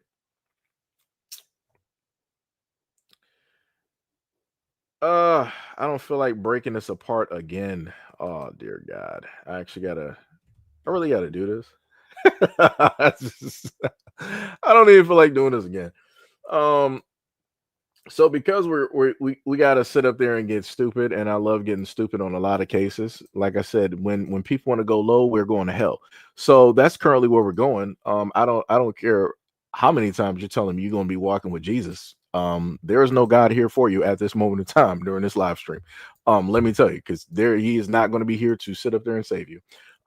So what we're going to commonly do here, because we have two idiots that want to pull up to the scene, and they want to specifically talk about, Black Americans, and they want to start, oh, the crime this and the crime that and crime with a baseball cap, black, black, black, black, black, black, black, right? So what we're going to do, right? Because we got classic Dan, Lieutenant Dan directly up here, that decided they want to say some nonsense, right? So now we got to go through these stats again. So for those out there who've already heard me go through these stats, my apologies. But we got dummies out here, so it's time to get dumb. So the FBI static, right? So they said that the murder rate when it deals with black people, right? We got that, no problem, holding that L, right? So Caucasian is 44.7%, Black and African American is 52.6%, right? No problem, I can hold that L. Now, when it deals with a grape, now I want people to be very smart. For the intelligent people, I don't gotta explain this to you, but for the dumb, deaf, and ill in the background, I need you to understand when we say grape, we're clearly paraphrasing, right? We're clearly paraphrasing. So what is said with that is Caucasian, 67.6%. Why is that? Black and African American, 29.1%. White folks, what's going on? Because y'all wanted to do this whole thing dealing with stats, though, right? And I'm pretty sure I know somebody's going to pull up to the scene talking about per capita. You can miss me with that. I don't even care. You can miss me with that. And I'm going to go back to the shooting incidences that have literally taken place within weeks of each other. So again, you can miss me with that. All of those type of scare tactics y'all been talking about, black folks, like, oh, beware of the blacks. They sit up there and shoot, they loot, and all this other type of, yeah. How has that gotten y'all so far? All of those scare tactics. How well has that worked out? That's all I'm saying. And I'm not saying anything incorrect or wrong. I'm just saying, out of all of the things negative that you've always consistently stated about black people, how has that worked out for y'all over the last few weeks? That's all I'm saying, right? So when it deals with robbery, right? Black, right? Caucasian. So the numbers for Caucasian is 43.4%, Black and African American, 54.5%, right? So that's another L, no problem. So we got murder, we got robbery, no problem. So now we got aggravated assault. White, Caucasian, 62.8%. Black and African American, 33.3%. Burglary, Caucasian, 68.4%. Black and African American, 29.1%. Larceny theft, Caucasian, 69%. Black and African American, 27.7%. Motor vehicle theft, Caucasian, 66%. Black and African American, 30.7%. Arson, Caucasian, 72%. Black and African American, 23.3%. Violent crime, that's shocking to me because I thought it was the blacks, right? Violent crime, Caucasian, 59%. Black and African American, 37.5%. Property crime, Caucasian, 68.7%. Black and African American, 28.1%. Other assaults, Caucasian, 65.2%. Black and African American, 31.4%. Forgery and counterfeiting, Caucasian, 65.5%. Black and African American, 31.9%. And that's just the first portion. That's just the first portion. Just saying. Just completely saying. Let me see. What was it?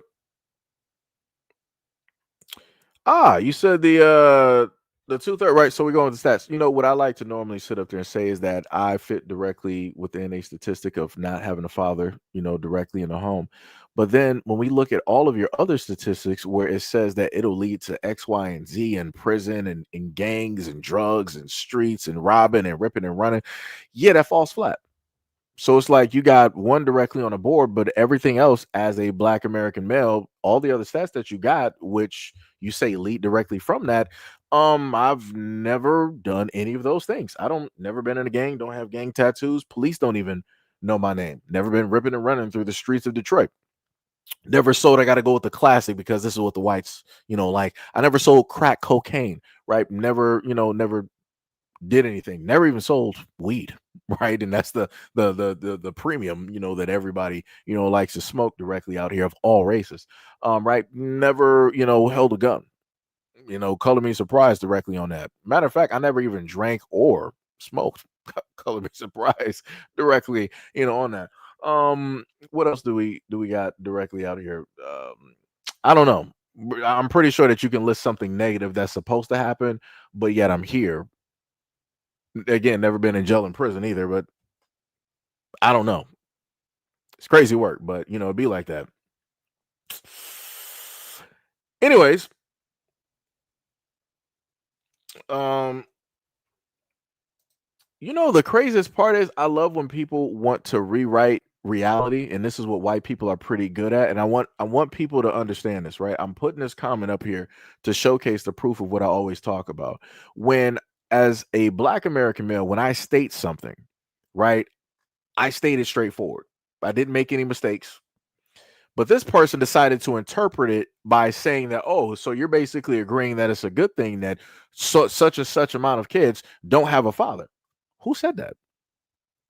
Who said that? Where at any point in time did I sit up there and say that?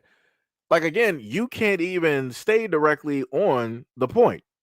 What are we doing here?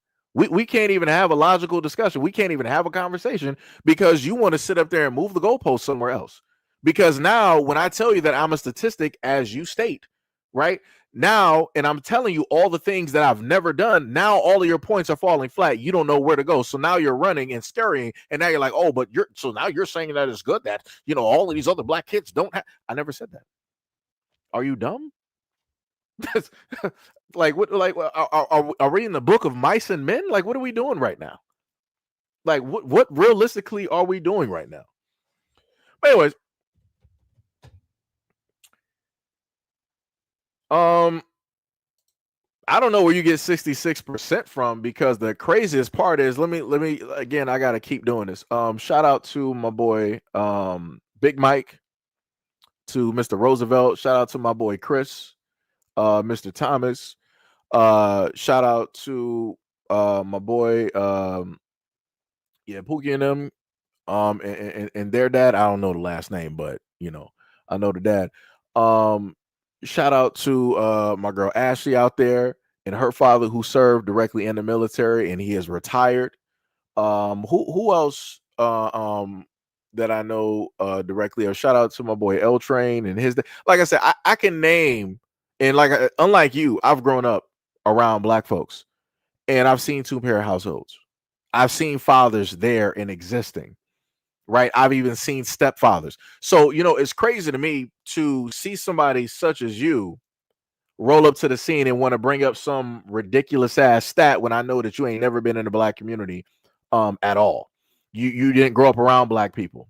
Black family is not a part of anything that you are at this moment in time. Like I said, I'm pretty sure that I know more Black people than you've ever known, both online and in real life. And going to school and eating and had dinners and Thanksgivings and holidays. So it's crazy to me, even within my own family, right? My uncles are fathers to their children, right? Regardless of whatever disagreements that I may have directly with them.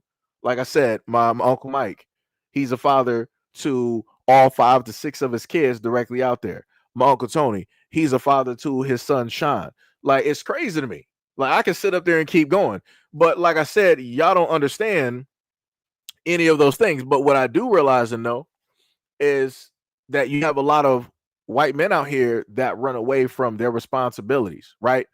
So on one end, you want to sit up there and talk about, Black men running away from responsibilities. Okay, cool, no problem. Let me just hold that L, right? No problem. I got that L. I'm holding it close to the vest of the chest.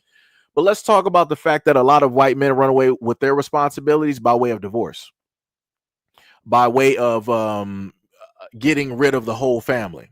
Let's talk about that. Or you don't want to talk about that, statistically speaking. Because there's a lot of videos up here that I have of white women talking about white men and how it is that y'all do them dirty when it deals with marriage, relationships, and kids. How y'all run away from y'all responsibilities. How you reject your responsibilities, how you ignore your responsibilities, how you're a there and not there father, meaning you're there in a physical sense, but when it deals with the love and the compassion and the upbringing and raising of the child, you're nowhere to be seen. You put all of that weight on the white mother of the house, and that goes to her breaking down because she's already going through a postpartum distress or whatever it is, right? Postpartum. And you're putting all of that weight on her because it's supposed to be her responsibility. She's supposed to be in the kitchen. She's supposed to deal with the house. You just want to sit up there and come home after 12 hours, and you want to send a lazy boy and knock back a couple of beers, or you want to go to the bar. You want to do this, you want to do that. You want to sit up there and go to the strip club, or you want to go out there in the streets at 2 to 3, and you want to pick up a woman and be in a car with her. Like I said, it's a lot of stuff that y'all do that y'all don't want to highlight and talk directly about. Why it is that you are so fixated on black men. That's crazy work. It's diabolical. So you said that you're going to compare divorce to black men and run away from fatherhood. I'm comparing the fact that you said that you got, right, in one instance, black men run away from responsibilities, right? No problem. Cool. And I'm showcasing the fact that you got white men that run away from their responsibilities as well. It don't matter if they're married or not. Running away from your responsibilities is running away from your responsibilities.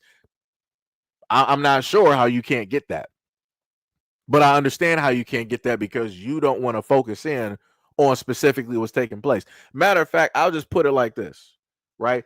The CDC themselves, CDC is white, right? I'm pretty sure we can all agree on that. CDC is white, just like the FBI, CIA, government, white.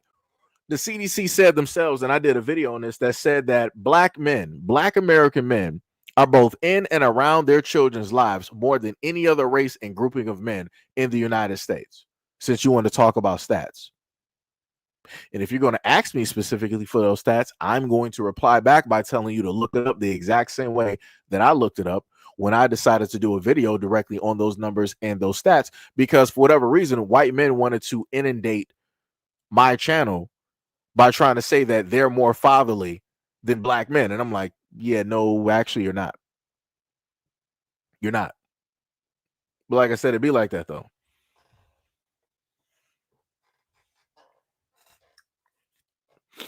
So, but hold on. So now you wanna bring up the pandemic, but that's your fault. This is what I'm sitting up there. This is what I'm trying to inform you, right?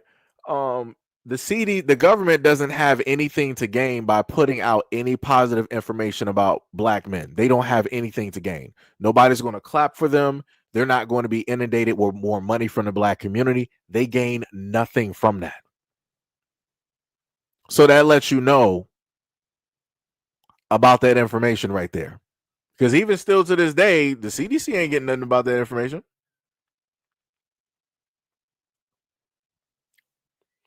You said that I'm about to hit you with what? You said that I'm about to hit you with global warming affects black people more. No. But I will sit up there and tell you that the earth heating up is affecting white people more. That's a fact that you can't run away from.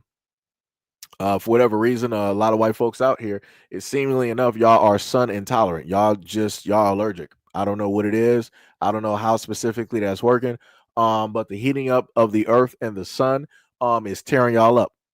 And statistically, when it deals with cancer, that's already been proven. So, if we want to sit up there and talk about facts, we can look at cancer rates directly out here. You got it.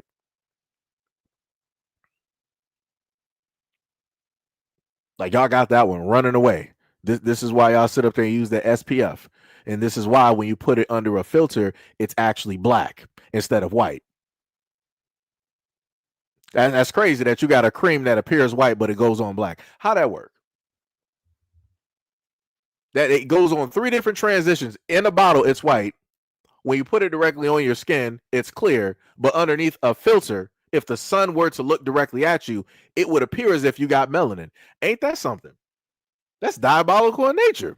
I thought people said they were proud to be who it is that they are. In all of your glory, show that directly to the sun. Count Dracula, Vlad the Impaler, show that directly to the sun. That's some crazy work out here. That is diabolical.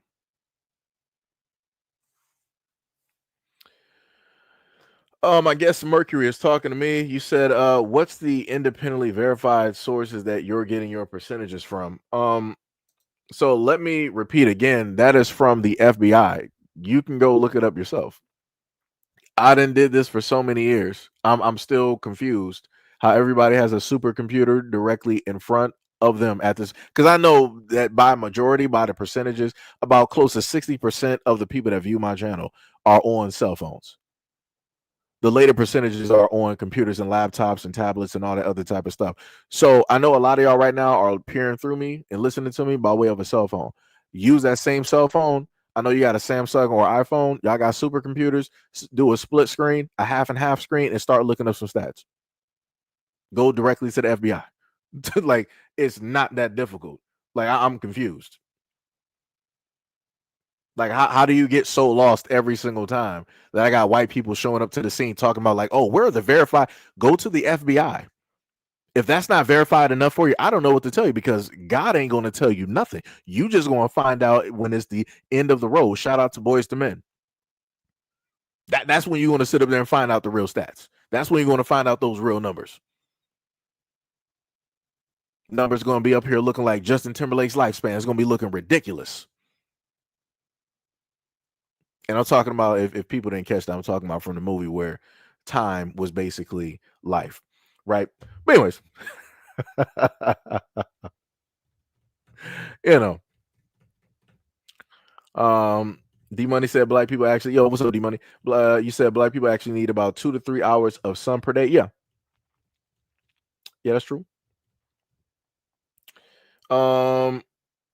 Yo, Deacon, what is up? What is up? What is up? Much love and appreciation for the $2 dono directly to the channel. Said, keep up the good work, brother. We'll do as always. Either in video form or in live stream form. We will be here. Let me tell you. But like I said before, to a lot of the white folks out here, this is what I want y'all to know. Everything that I tell you, it more than likely is going to hurt. It's going to make you feel, uncomfortable. Because that's what the truth is. It is highly uncomfortable. It's going to make your butt itch. It's going to make you fidget. You're going to try to find another position so that you can, palate all of the things that you're not going to be able to do it. You're not going to be able to do it. And there's not a way to do it. There's not a way to sugarcoat any of this. You can't put any type of whipped cream or cream cheese directly on this and make it taste good. It's just not going to happen.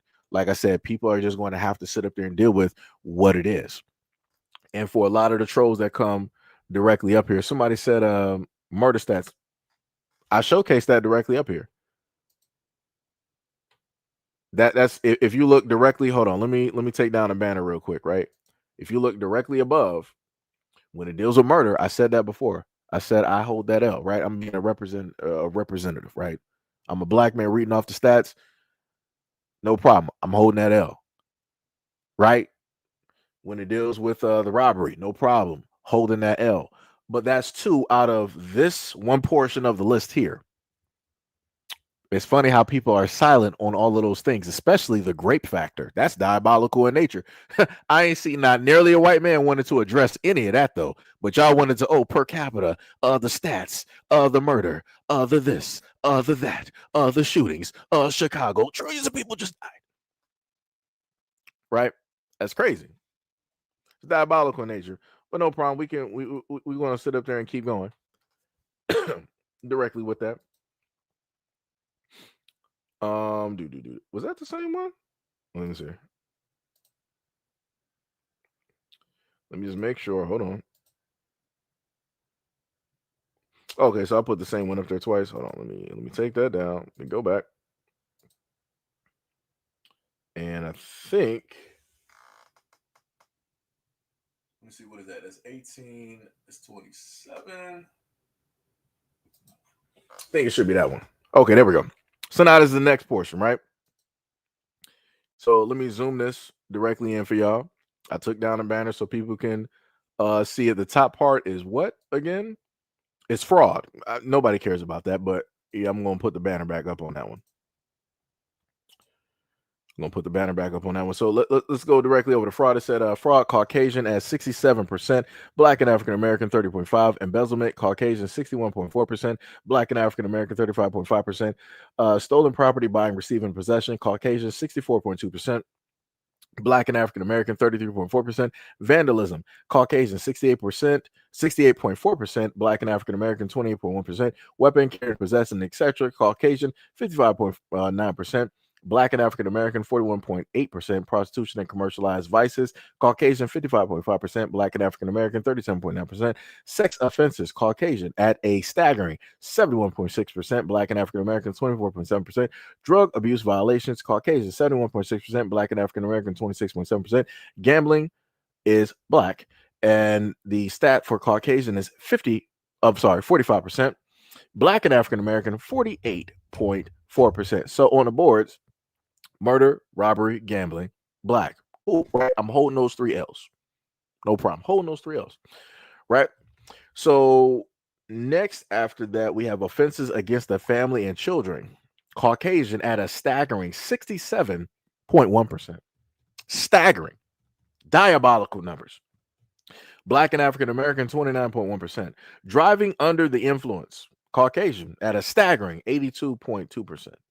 Black and African American 13.6%. Liquor laws, Caucasian at a staggering 79.2%. Black and African American 14.5%. Right? So we're able to see those numbers directly up there, right? It's crazy work. Diabolical. Deacon said, what about the white men? Oh no, that's directly up there. It's the where did it go? Let me see. If you look towards for Deacon, if you look towards the bottom where it says offenses against the family and children, it's right there, 67.1%.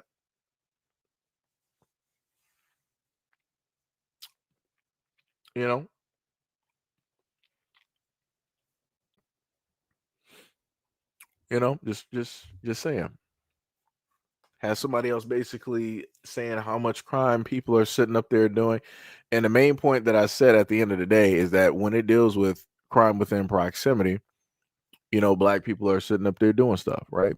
Apparent. Cool, no problem. Again, we sat up there and saw the stats. I'm holding that L, no problem. When it deals with white people committing crimes against themselves, for some odd reason, y'all never like to talk about that or list that, or you try to minimize it by saying, well, it's not as bad as the Blacks.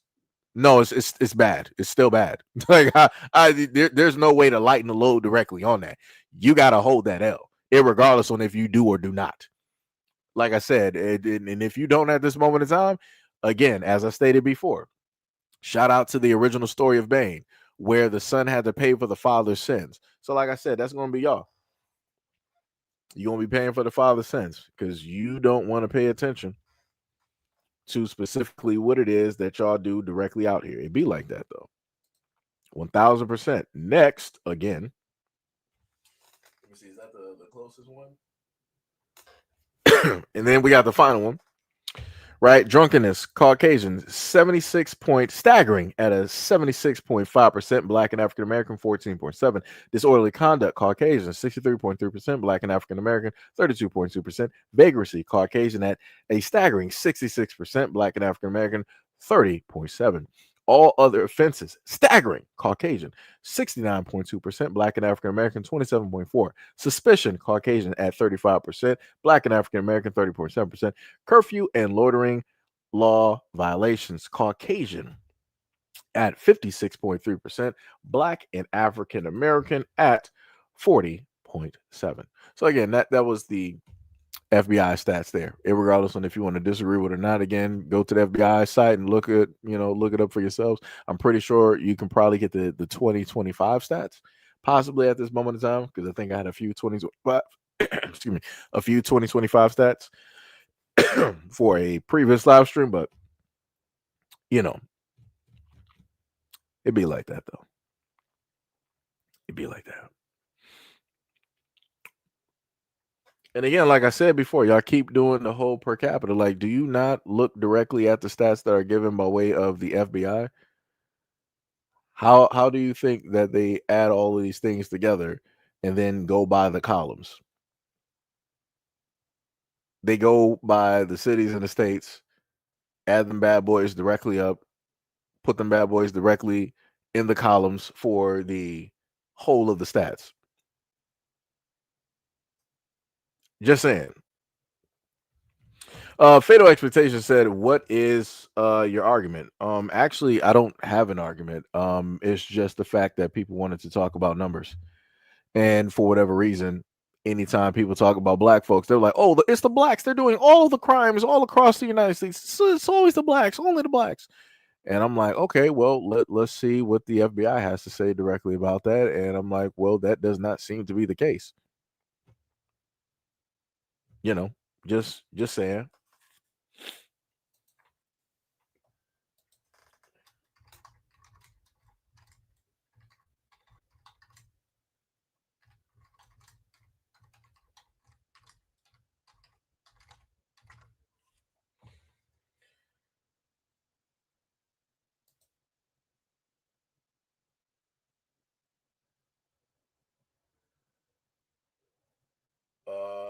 Let me see.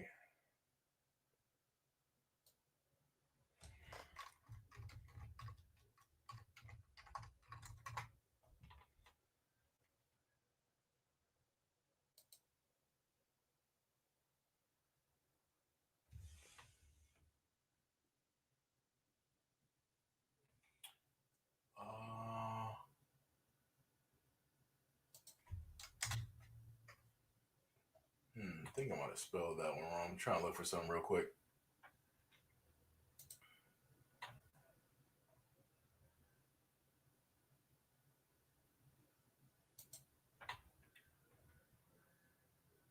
Dun, dun. Lord have mercy. My bad. I'm looking in the background. Give me a second.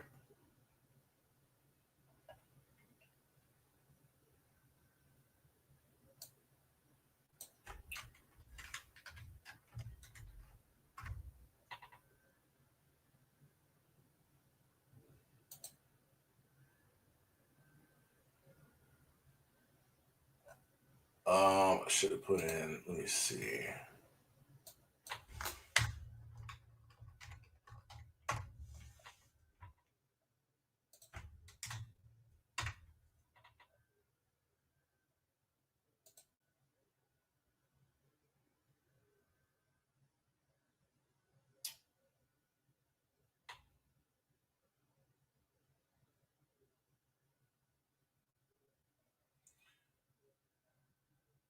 Okay. So for a question, right? So for the white guys directly up here, I'm just trying to look for an answer directly on this, and it's cool if you want to give me the per capita directly on this, right? Because you guys are always knowledgeable in all of this stuff when it deals in numbers, right? Um, what is the specific per capita on this information here for the white guys in the room?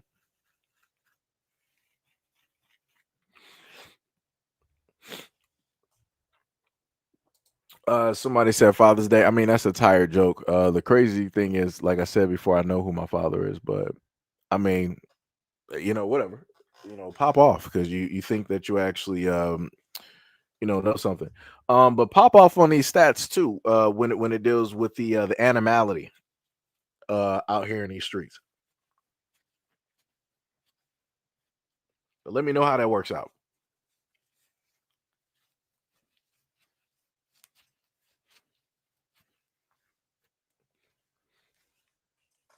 Let me know how that works out. For any of the white men that always want to talk about per capita, let me know the per capita when it deals with these stats and how it is that y'all like to be real cuddly and buddy with animals. This is why we don't have Yogi the bear no more because y'all scared him. The ranger was doing some things behind the scenes. This is why we don't got Yogi out there no more.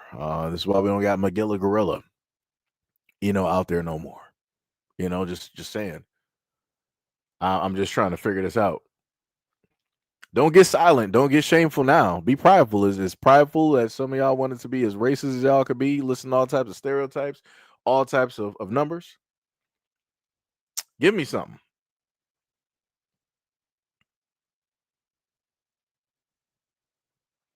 Let me know. Oh, you said I'm obfuscating.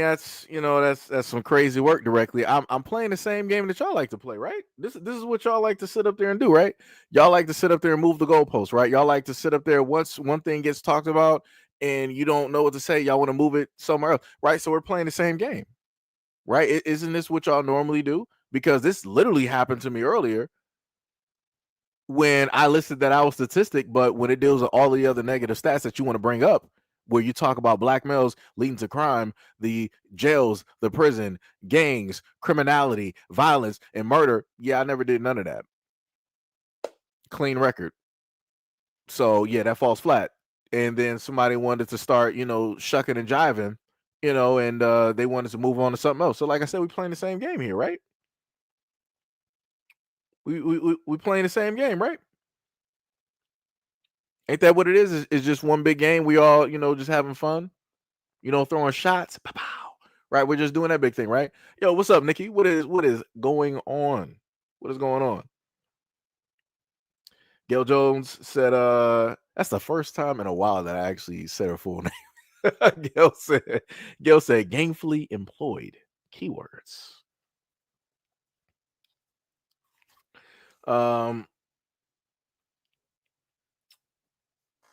What is that? I'm just gonna say Harley. So you said that. What'd you say? You said we love and know who our dads are too. I'm not sure who you might be responding to on that one. Yeah, Dan. Yeah, Dan. Especially. I mean, yeah, he probably did. That's normally how it goes. Normally, when those FBI stats start coming up, and I start going directly through those, and it doesn't pan out how people think that it was going to pan out. Yeah. But the crazy part is, you got people that still bring up per capita. I'm like, how are you going to per capita the stats when it deals with the crimes committed against the family? How are you going to per capita that? How are you going to per capita the whole thing dealing with rape? Like, what are we talking about? How are you going to per capita the whole thing dealing with DUIs and all this other stuff? Y'all got the most vehicles directly out here on the roadways. Like, what are we talking about? You're not like what are we doing? Like, this is how dog, like I said, it's annoying. It gets to the point where it's just like it's ultra annoying to have to keep going over like numbers and stats, and then people want to try to move the goalpost around and all this other type of stuff. It's crazy. It's 100% diabolical. But like I said, it be like that though. But like I said, all of the white dudes, they're just like dipping out now. Numbers are dropping directly in the live stream because again, once this starts popping directly up on the scene, it's like people start getting real quiet. I'm like, why is that? Why is it when it gets to this point, that's when people want to shut up? People don't want to say nothing. Like people just like they out of here.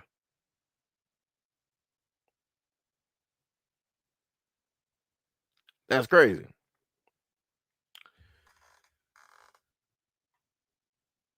Let me see. Yeah, I don't know who that dude is talking about. Tyler. I don't even know who that dude is even talking about. There's nobody named Tyler here. Oh wait. Okay. I see what backup is talking about. I got you. It took me a minute. I had to read back through the comments. I got you backup. I see what you're talking about.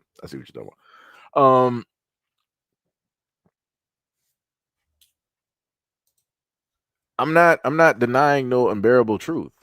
Like the craziest part is I quote unquote as a representative, I'm like, yo, I'm holding these 3 L's directly up there. Cool, no problem.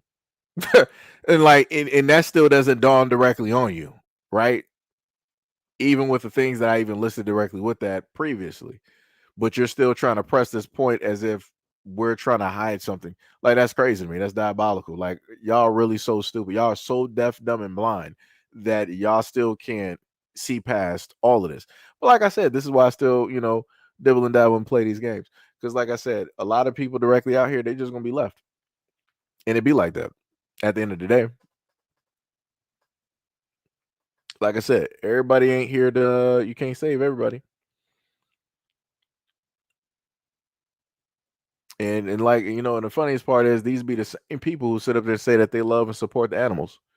But yeah, when you bring up these stats on who's doing this, and then you can actually look up these numbers, and these numbers are crazy. Silence. Like I said, I understand why you got man's best friend. I get it now.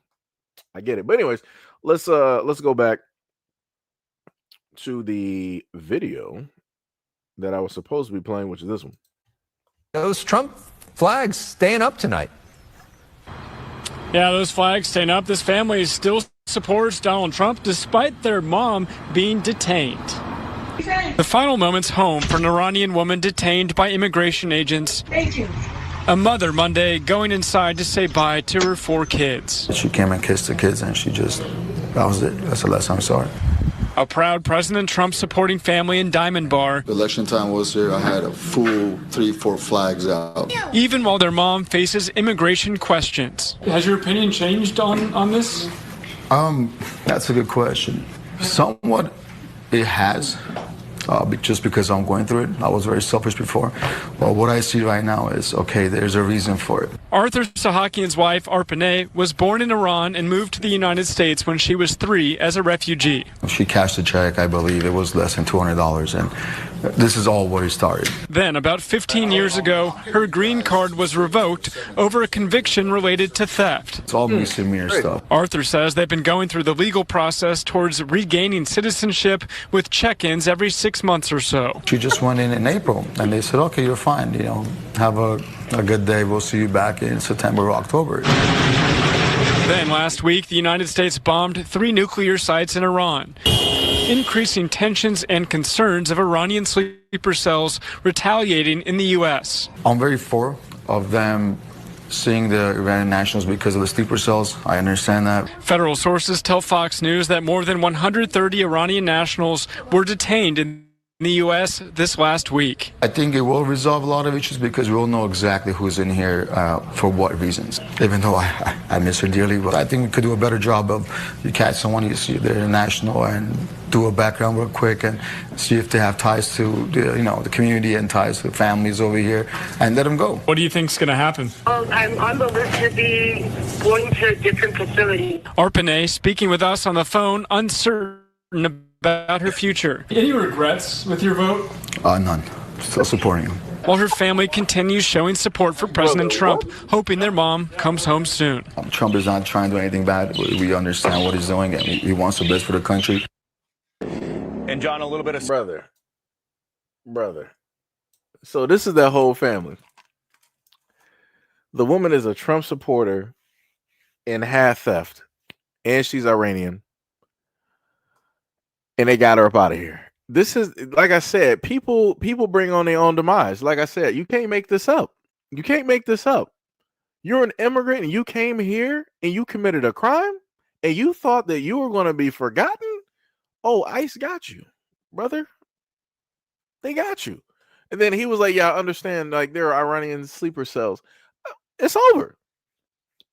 Brother, you lucky they don't sit up there and pack up the whole family. You still sitting up here talking about some, I still, support Trump and this is, brother, you're doing it to yourself. You and your wife got your wife caught up. You and your wife are the reason why your kids are sitting up here crying at this moment in time. That's some diabolical work. How do you do that? And you still sitting up here smiling, talking about like basically you made the right choice. Dog, your wife is gone. You're probably never seeing her again. You've made yourself a single father, a single parent, raising all of those kids. You did it to yourself. Like, this is insane. You're talking about they just need to do a better job. Well, maybe you should have did a better job on voting. How about that one? Maybe you should have did a better job voting and supporting for people that would have probably protected your own best interest. Because obviously the party that you voted for did not care about your own best interest. And they got you. And like I said, you were the fool or fools that decided that, hey, we're going to sit up there and go out there and steal something. That's crazy. Who told you to do that? Why on God's green earth would you come into somebody else's country after fleeing and running from yours? and the first thing that you decide to do is commit an act and steal. Why would you do that? Why would you do that? Like, are you stupid? You've brother. Anyways, I'm sorry. We're gonna continue on to the next clip here. I'm gonna let y'all hear this one. Hold on, let me just rewind this just a little bit. All right, there we go. Again, he wants the best for the country.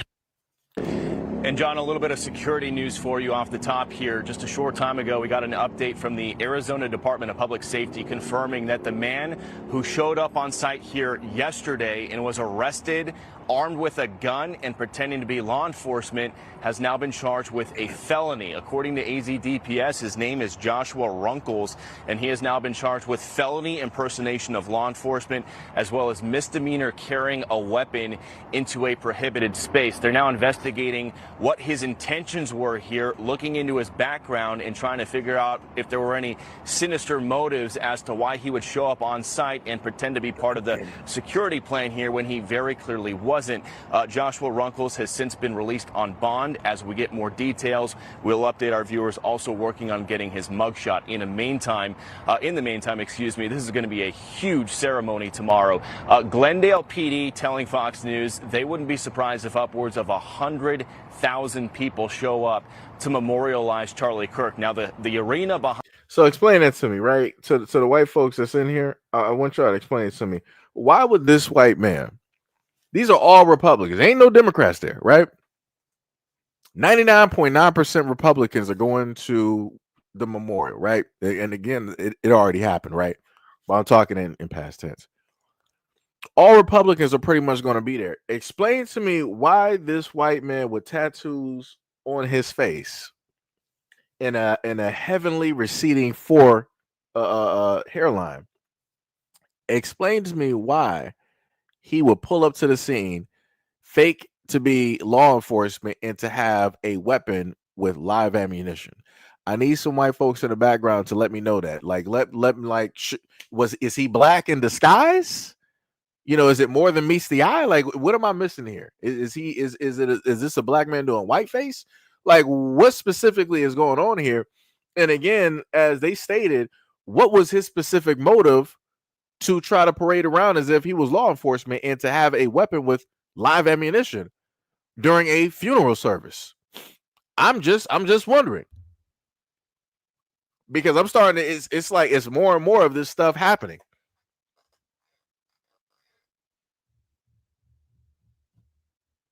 I'm just asking.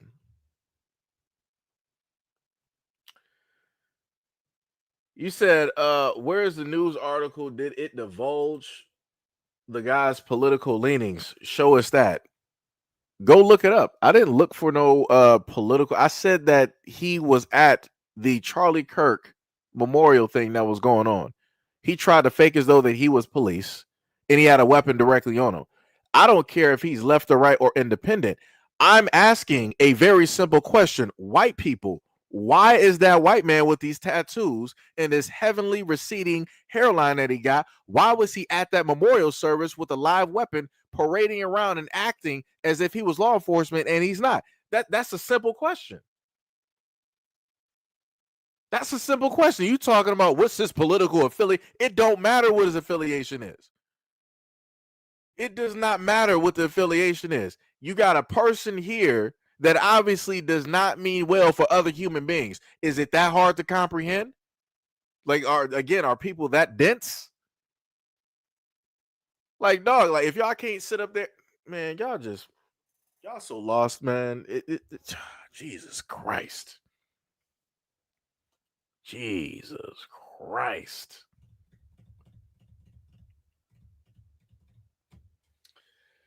You said go look it up. Show us where it said that instead of hiding behind ad hominems. Dog, go look it up. I can talk and speak how it is that I want. This is my live stream. What are you talking about? You are clearly on a cell phone at this moment in time, still typing away, keyboard warrior. 90s area Warcraft. You can go type this up and look this up specifically for yourself. But Sean, when you a grown ass man and you can't sit up there and type this up, use your thumbs, get the dancing, move around. Like, what are we talking about? That's some crazy work. This man said, activate the trap card. That's diabolical. Man, that is diabolical. Nikki said they trying to project who they are on us. Miss Brown, what is up? Much love, respect, and appreciation. Said one of the news stations stated that we were hoping that he wasn't one of ours. That's diabolical.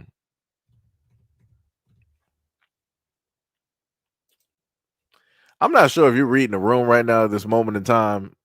You're getting on my moderator's nerves. I'm trying to let you know I'm very cordial. I'm very nice and polite. You know, I try to have conversations. As I stated before, again, this is me in a newer form trying to become a better person. My moderators, on the other hand, they're not so nice. They have very short patience every day. So, like I said, you keep sitting up there, keep trying to do this. If you go directly to the shadow realm, it is directly on you. I don't got nothing to do with that. But like I said before, you can clearly sit up there and look it up for yourself the same way that I gather and get information before I go and do live streams and all this other type of stuff. Everybody else is free to do the exact same thing, but people choose to spend their time differently. Again, you know, this ain't no circus trick. I'm not about to go do, you know, play fetch because you said that's not what we're doing. Like I said, I'm the ringleader in this bitch, and you know I'm hosting the tent. You better figure something out. You better figure something out, or you're gonna be out there with the penguins. I don't know what to tell you. I don't know what to tell you. You said, so your mods silence political debates. There's no debate. You're trying to tell me to get you the proof. I don't have to get you nothing. I provided information directly from news. I mean, the funniest thing is this is from Fox News.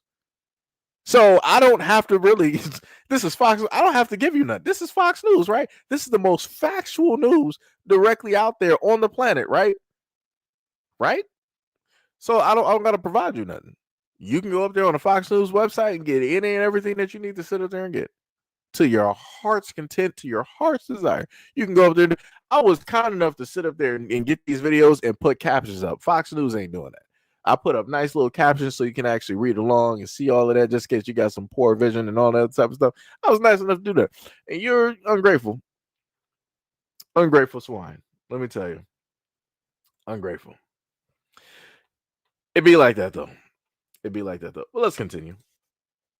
Pretending to be law enforcement has now been charged with a felony. According to AZDPS, his name is Joshua Runkles, and he has now been charged with felony impersonation of law enforcement, as well as misdemeanor carrying a weapon into a prohibited space. They're now investigating what his intentions were here, looking into his background and trying to figure out if there were any sinister motives as to why he would show up on site and pretend to be part of the security plan here when he very clearly wasn't. Joshua Runkles has since been released on bond. As we get more details, we'll update our viewers. Also working on getting his mugshot. In the meantime, this is going to be a huge ceremony tomorrow.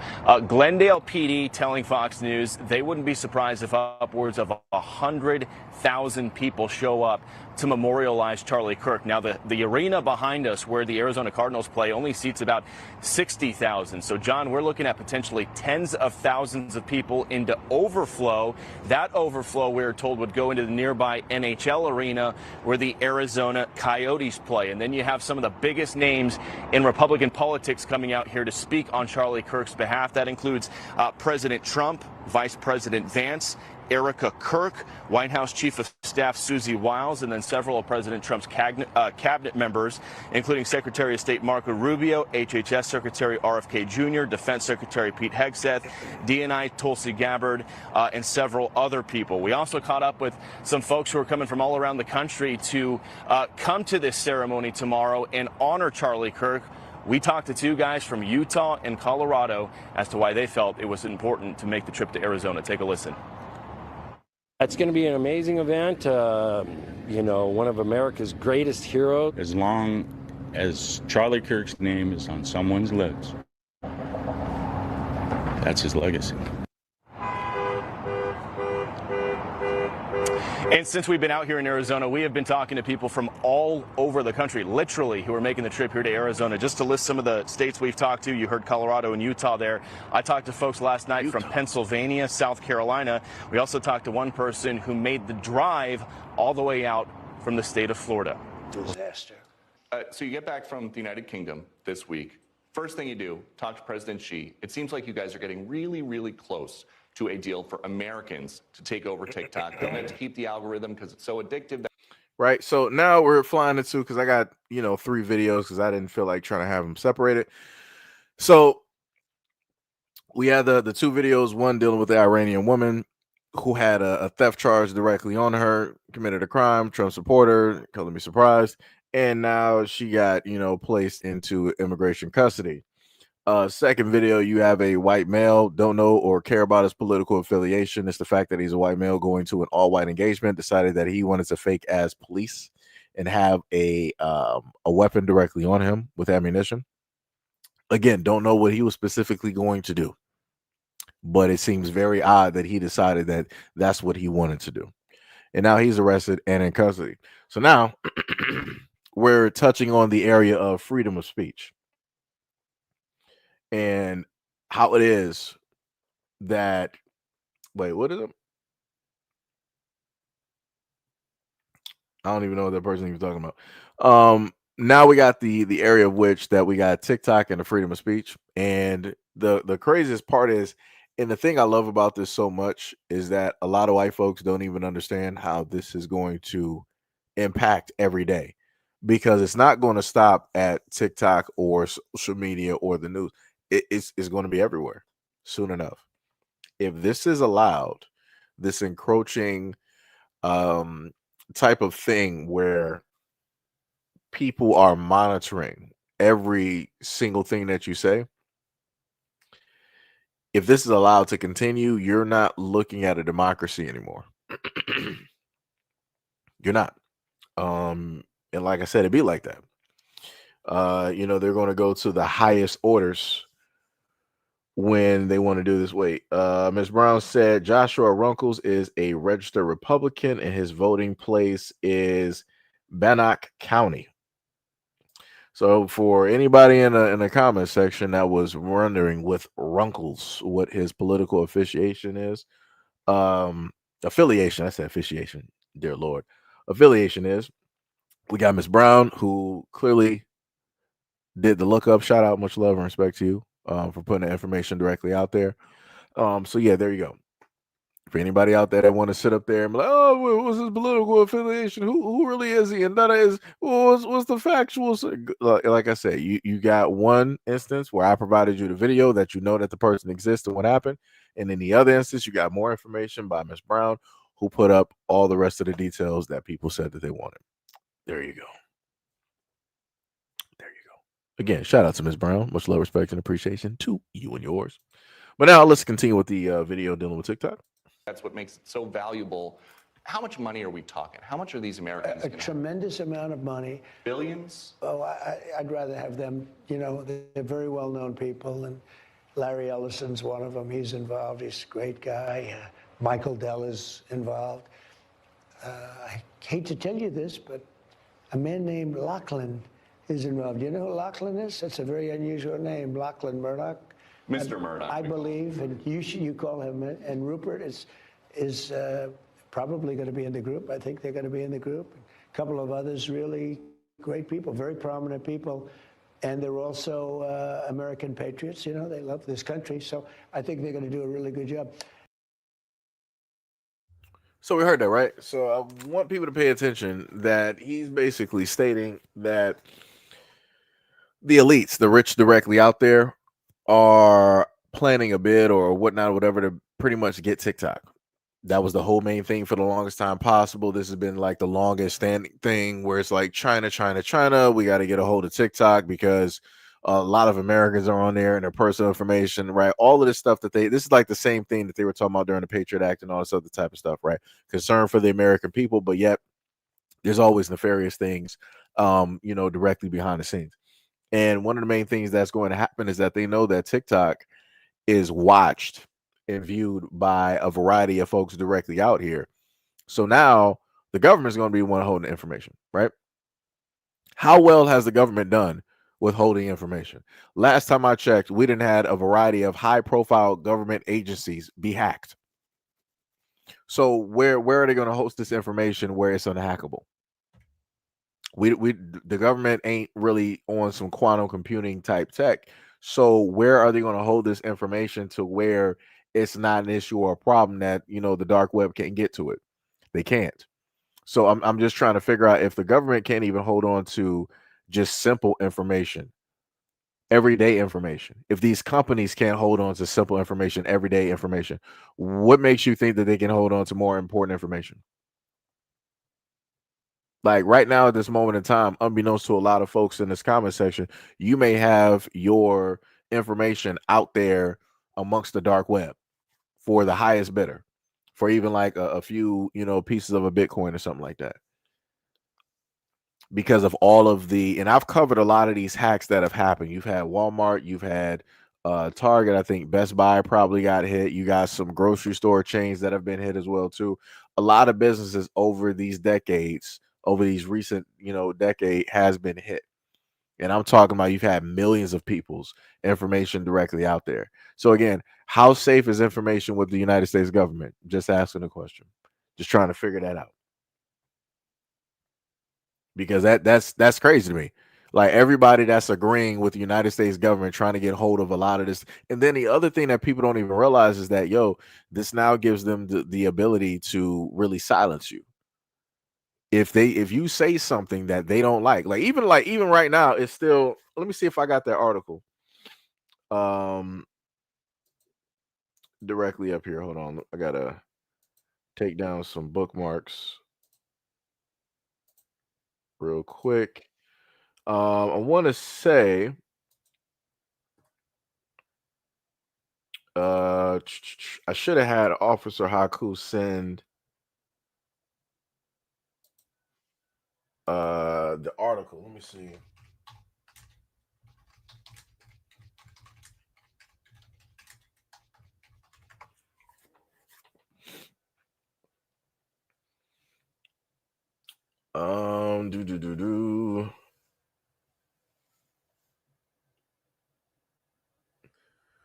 Yeah, I could have sworn there were some news stories about them trying to go after social media. Let me see. Let me see what we got here. I'm just trying to look up some stuff real quick.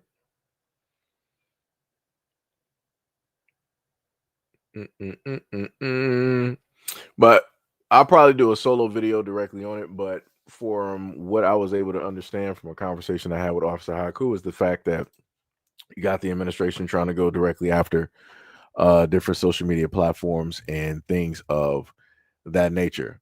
And if that is the case, you're looking at an area of which that you are no longer going to be able to have free speech. You're not going to be able to critique the government or anything that they do. Like the same thing that happens directly in China.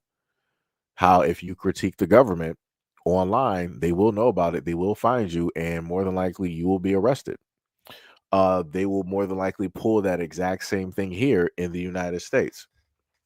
So, like I said before, for a lot of white folks out here, when people want to think that everything is fun and games and it's not going to affect you and you don't have nothing to hide and all this other type of stuff, that's cool. Keep giving up all of your privacy. Keep giving up all your rights up until you have nothing left. And I want to see where you're going to be at. I want to see where your mind is going to be. I want to see how you really feel about the totality of all your decisions that led you up to that point where you have nothing, where you can't even say nothing. You better stay silent or you're going directly to jail. So like I said, to a lot of white folks out there, it's like, whatever comes directly in the future, this is specifically on y'all. You've enabled these things to transpire and take place. Like I said, this is why I keep talking back about the Patriot Act. This was on y'all. Y'all allowed that to take place and happen. And look where we are now. It'd be like that. It'd be like that. So now let's go to the next video. Black men. Many people. So this is a video. So this is going now split into a different topic because I forgot what this was. So this is split into a different topic that. Wait, do I want to go to this one yet, or was I? Yeah, I showcased that one. That one. What was this one? Oh. Utter contempt that the right wing has. Okay. So let me just keep it on the same page up until the next one. So now we're going to go to this next one to see what this guy has to, in a sense, say about Republicans. Again, this is a white guy, critiquing his own people. Let's see what he got to say. Watching the utter contempt that the right wing has for Charlie Kirk, I have no other way to describe what I watched today. It was disgusting, and I did not like this guy at all. You are nothing. You can build nothing. You can produce nothing. You can create nothing. That's a memorial, by the way. Okay? I hate my opponent, and I don't want the best for them. I'm sorry. I am sorry, Erica. A memorial, by the way. Sorry, Erica, wife of slain man I'm memorializing. I'm talking about the citizens I'm sworn to protect and serve here. I hate them.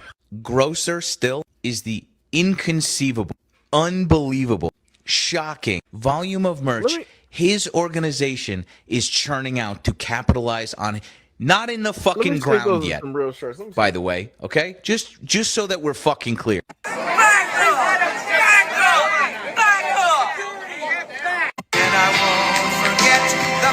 This is how they treated this also. A memorial, by the way. It looks like a juggalo encampment. What the fuck? The house, not a creature was stirring, not even a mouse. The stockings all hung. I oscillate between it being the grossest shit I've ever seen about somebody who people claim to have cared about, and also the fact that he would have loved this and had done exactly the same. Grift into oblivion, he would have shouted.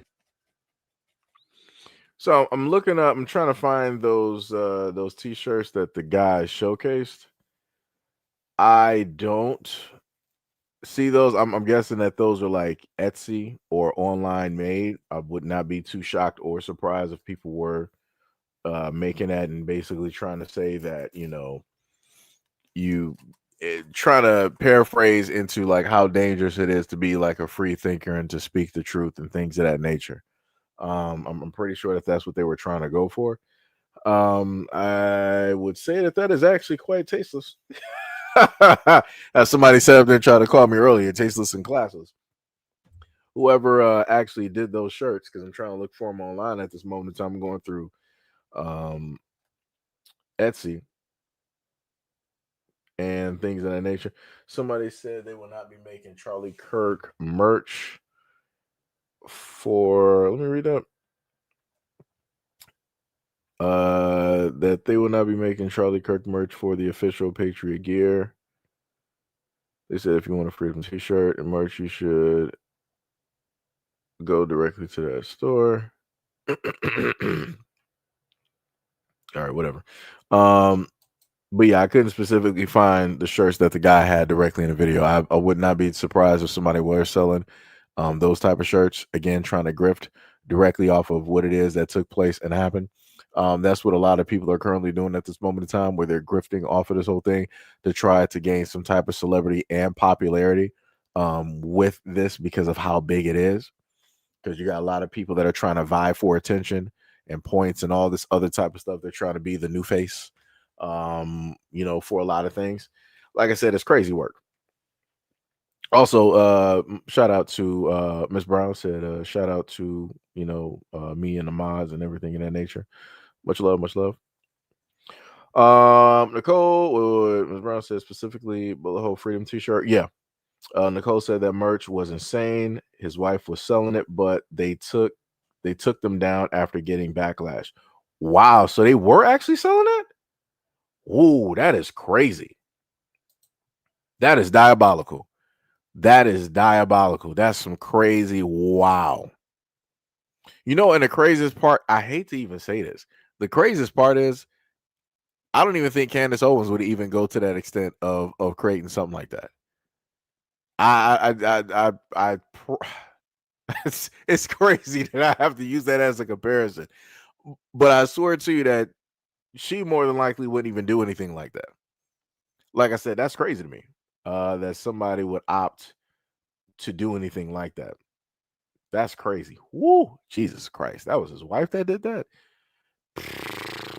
Well, hey, it's all right. Like I said, I got nothing. And it's crazy how, other people didn't bring that up. Like the Republicans, the high conservatives, and this, that, and the third. It's crazy how, they didn't want to talk about that. Because I kid you not, I tried to find images of it. I probably got to go to X. I might do a solo video if I remind myself, or if I care about it enough to do. I'll probably do a solo video and I'll talk about that a bit further, and highlight that whole type of deal. Why do I got a notification on X? It's always the same thing. Let me see.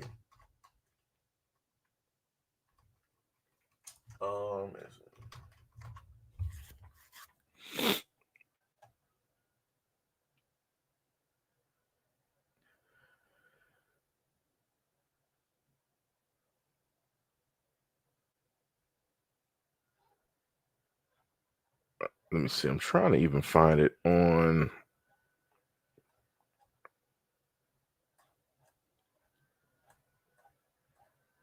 Yeah, I'm gonna have to do a lot of digging. Let me tell you, because I'm trying to find it right now,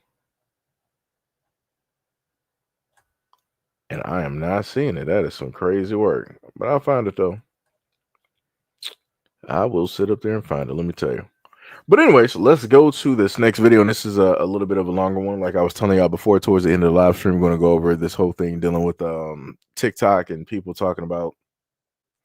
I was about to say the resurrection. Y'all know what I'm talking about. Wait, The Rapture. I'm not laughing. So let's take a I'm listen. not trying to disrespect anybody's beliefs or anything like that. But I'm driving Uber, right? And so I had no idea that the Rapture was coming. And so I picked up this couple from church, and they get in my car, and they're weeping, and I'm like, hey, hi, how you doing? Whatever, is everything okay? Because I saw like they were like not like hysterically crying, but they were like emotional, right? And so I'm like, hey, is everything okay? They were like, yeah, the Lord is coming back, Jesus is coming back tomorrow. And I was like, wait, like tomorrow? They were like, yeah, I think it's like between the 23rd and the 24th. I was like, okay. Now, when I did go to church, I just assumed, this is just me, I thought it said it didn't, they know the hour when he coming back. It's been like 2,000 years since he left, and now he's supposed to be coming back and stuff. So I don't know, it's not my lane. However, they got in the car and they were like weeping, and so they tell me this, and so we're talking, and they're like, well, how are you? Is everything okay in your life? Like, we're trying to donate our money because we're not going to be here. The Lord is coming back and we're going to leave, and there's still going to be people here on earth, and things are going to change. So how are you doing? I said, I'm okay, but I could always, use some help. You know what I'm saying? I'm not going to turn down nothing. They were like, okay, well, we were praying and we were all in church, and the pastor, he agreed that, the Lord is coming back. And I'm thinking to myself, like, did he agree that the Lord is coming back, or did he agree that the Lord is coming back within the next 2 or 3 days? Regardless, they were like, we were just praying because we have all this money. We want to give it away. I'm here. I'm here for the coins. Give me the coins. I'm here. So they were like, we were in church and we prayed like, Lord, we're going to order this Uber, and whoever our Uber driver is, we know that this person is going to need this money. So we want to go ahead and bless them with the money. You can. So look it. So they give me like this bundle. So it's like a bundle full of cash. Now keep in mind, in this bundle, there's even coins in it, because it was like in this like cup thingy or whatever. So there's even like euros, and I see some Canadian money in here. So there's dollars, there's hundreds, there's 20s, there's fives, like there's all the denominations inside of this. So I have yet to count it up. So I'm going to count it up and come back. Hold on. Okay, so I counted the money. It turned out to be $1,915 and some change. I didn't count all the change. It was probably more. So $1,915. So that's what they gave me in person. So they were like crying, and they were like, we just want to bless you. We prayed and we asked the Lord that the Uber driver that we got, that they would actually need this, and we would bless them, because it's about to get really, really tough after Jesus comes back. Now, I don't know too much about the rapture. I mean, I learned about it, but I don't really remember. I think that if you have the Lord in your life, then you're going to be caught up to meet him. So you're going to leave, and like your clothes are going to just, we're going to go in. I guess people like me are going to go into the house and find the people that left, like find their clothes or something like that. So I don't know how it goes, but because there's some people, what if they accepted the Lord, but then they don't live right. But I don't know how it got. I don't know the details of the fine print of it, right? But what I do know is that these people gave me $1,900 today. And so when I dropped them off, they lived in a nice neighborhood. I be driving in a nice neighborhood, y'all, and I be getting the good passengers. So they live in a nice neighborhood. And so they were like, you know what? What's your Cash App? Give us your Zelle. Give us your Venmo. Give us your this. And I was like, okay, I have all of those except Apple Pay. So don't do the Apple Pay. But I do take Cash App. I do take Zelle. I do take Venmo. And I do take cash. So thank y'all for this. They were like, yeah, we want to get together, and we're having a prayer meeting tonight, and we're going to just put all our money together. We're going to give away houses. We're going to give away cars. We're giving away different things. We're just giving everything away because we won't be here. We're leaving this earth. This earth is temporary. So we want to give away all this stuff and let this be a sign to you that Jesus is real and he's coming back within the next couple of days. I was like, oh, wow. I really thank y'all, and I appreciate y'all for this generous donation. It really came in handy. And I will accept any more donations that y'all want to give me. So I left them with all my information, and I'm hoping I hear from them, because this will help out with a lot of stuff. So thank y'all. I didn't know that the rapture was coming. I didn't know what we were about to enter into, but I'm glad. And they even said warning comes before destruction. That's what they said. And I said, okay, thank y'all for blessing me with this money and more money to come. So y'all can write me off the house if y'all want to. I know it's paid off. If y'all would have started, I know their house is paid off. That's so right. I don't mind having a house in the neighborhood that they were in. I think it has an HOA to it, but if it's a paid off house, that's fine. I can find the money to pay the HOA. But yeah, I didn't know this, y'all. Nobody told me. Ain't nobody told me nothing. But I'm excited, that they're going back to meet the Lord. I don't know. I don't really know the details. Y'all don't get mad at me. I'm just saying. I don't know. I guess they're going back to meet the Lord, but the Lord is telling them to give away their stuff while they're here. And so they were very generous. They're having a prayer meeting with a whole bunch of other people that believe the same thing as them tonight, and they're getting together. So I might have a house that's paid off later on. Might have a couple more cars to sell. They might Zelle me, Venmo me, pick up an offering for me. I mean, I do need it. And since y'all gonna be gone, the house gonna be empty anyway. The car's just gonna be sitting there. The clothes, your Louis Vuitton, your Givenchy, your Gucci, it's just gonna be there. So I mean, why not give it to somebody like me? I'm gonna be here on earth anyway, so you going on, the glory. So just give me the stuff. I don't mind. Okay, so apparently some of these people have even quit their jobs. So I'm in communication with a couple that I picked up from their church. So I picked them up from their church. They gave me $1,900 as a donation because they said that Jesus Christ is coming back I got the dates. They gave me the dates. He's coming back anywhere between the 23rd and the 25th. And they said he is coming back at night. And so, because they say it's something about like a thief in the night or something like that. And I was like, okay, so they say he is coming back at night, but they don't know which night. They say it's between the 23rd and the 25th. They say that they've been told something about a dove in the sky, a bird Some that random the Lord dates. sent to somebody and told them that. I don't know the full story, but the people end up FaceTiming me. So the couple FaceTime me. So I wish they had called so I could record it off my other phone or something like that. But I don't want to be too sneaky, because these people are entrusting me with their unholy funds. They say the love of money is the root of all evil. I don't love money, but I know that I do need money to pay my bills. And since some people are about to be raptured up, you're not gonna need the money anyway. And so since I've been put in this position, so anyways, I'm on FaceTime with them. So they got a couple of people already at their house getting ready for the prayer meeting. So they say that they're planning to stay up. They're fasting until the Lord comes. So they said they're fasting until the Lord comes. They're gonna be staying up. They're gonna be praying, and doing different things like that. So I was like, okay. So they got a couple of people at their house. So I'm on FaceTime with them. So they're showing me around. So I guess I'm the chosen one for these group of people. And so they show me around. They're like, yeah, this is him. We bless him. And the Lord just said that the Uber driver, be a blessing to this guy and just give him your stuff and give him the money. And so we gave him the money and stuff like that. And then we told him, we'd be in contact with him. So this is him. And, I'm waving. I'm saying, hey, how y'all doing? Y'all ready to go? And, congratulations. Y'all made it in. Y'all get to that gate and stuff. And so they was like, yeah, well, do you know the Lord? I said, oh, I'm not here for that. I'm staying. I'm going to be here. Y'all go ahead on, be in that first trip.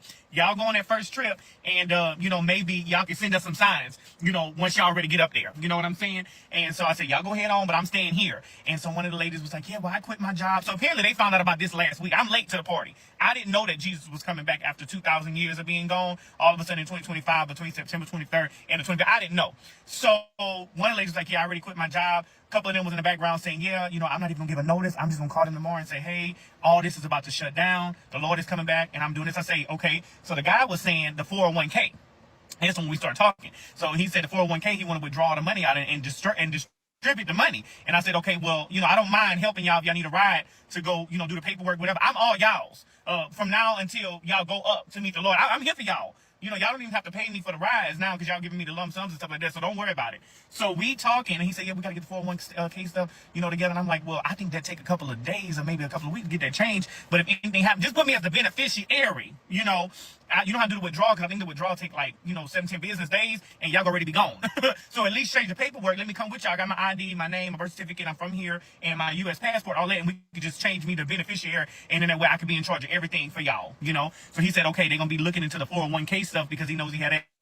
So they scrambling around. They scrambling around because they saying that the Lord didn't give them enough time to get everything together, but they want to give it away. So some people have said, how do you feel that they got in your car and they automatically thought or think that you're not in that number? Listen, I don't want to be in that number, baby. Like I said, y'all go up there first and let me know. Because personally, I might not get into heaven. You know what I'm saying? But I had prayed, and at least if I don't get in, I can live outside of the city. You know how sometimes you want to live in like a city, like people move to Atlanta, they move to Houston, they move to LA, but it's a little expensive to live in the city. It's a lot of money to stay in the city, but you move in on the outskirts.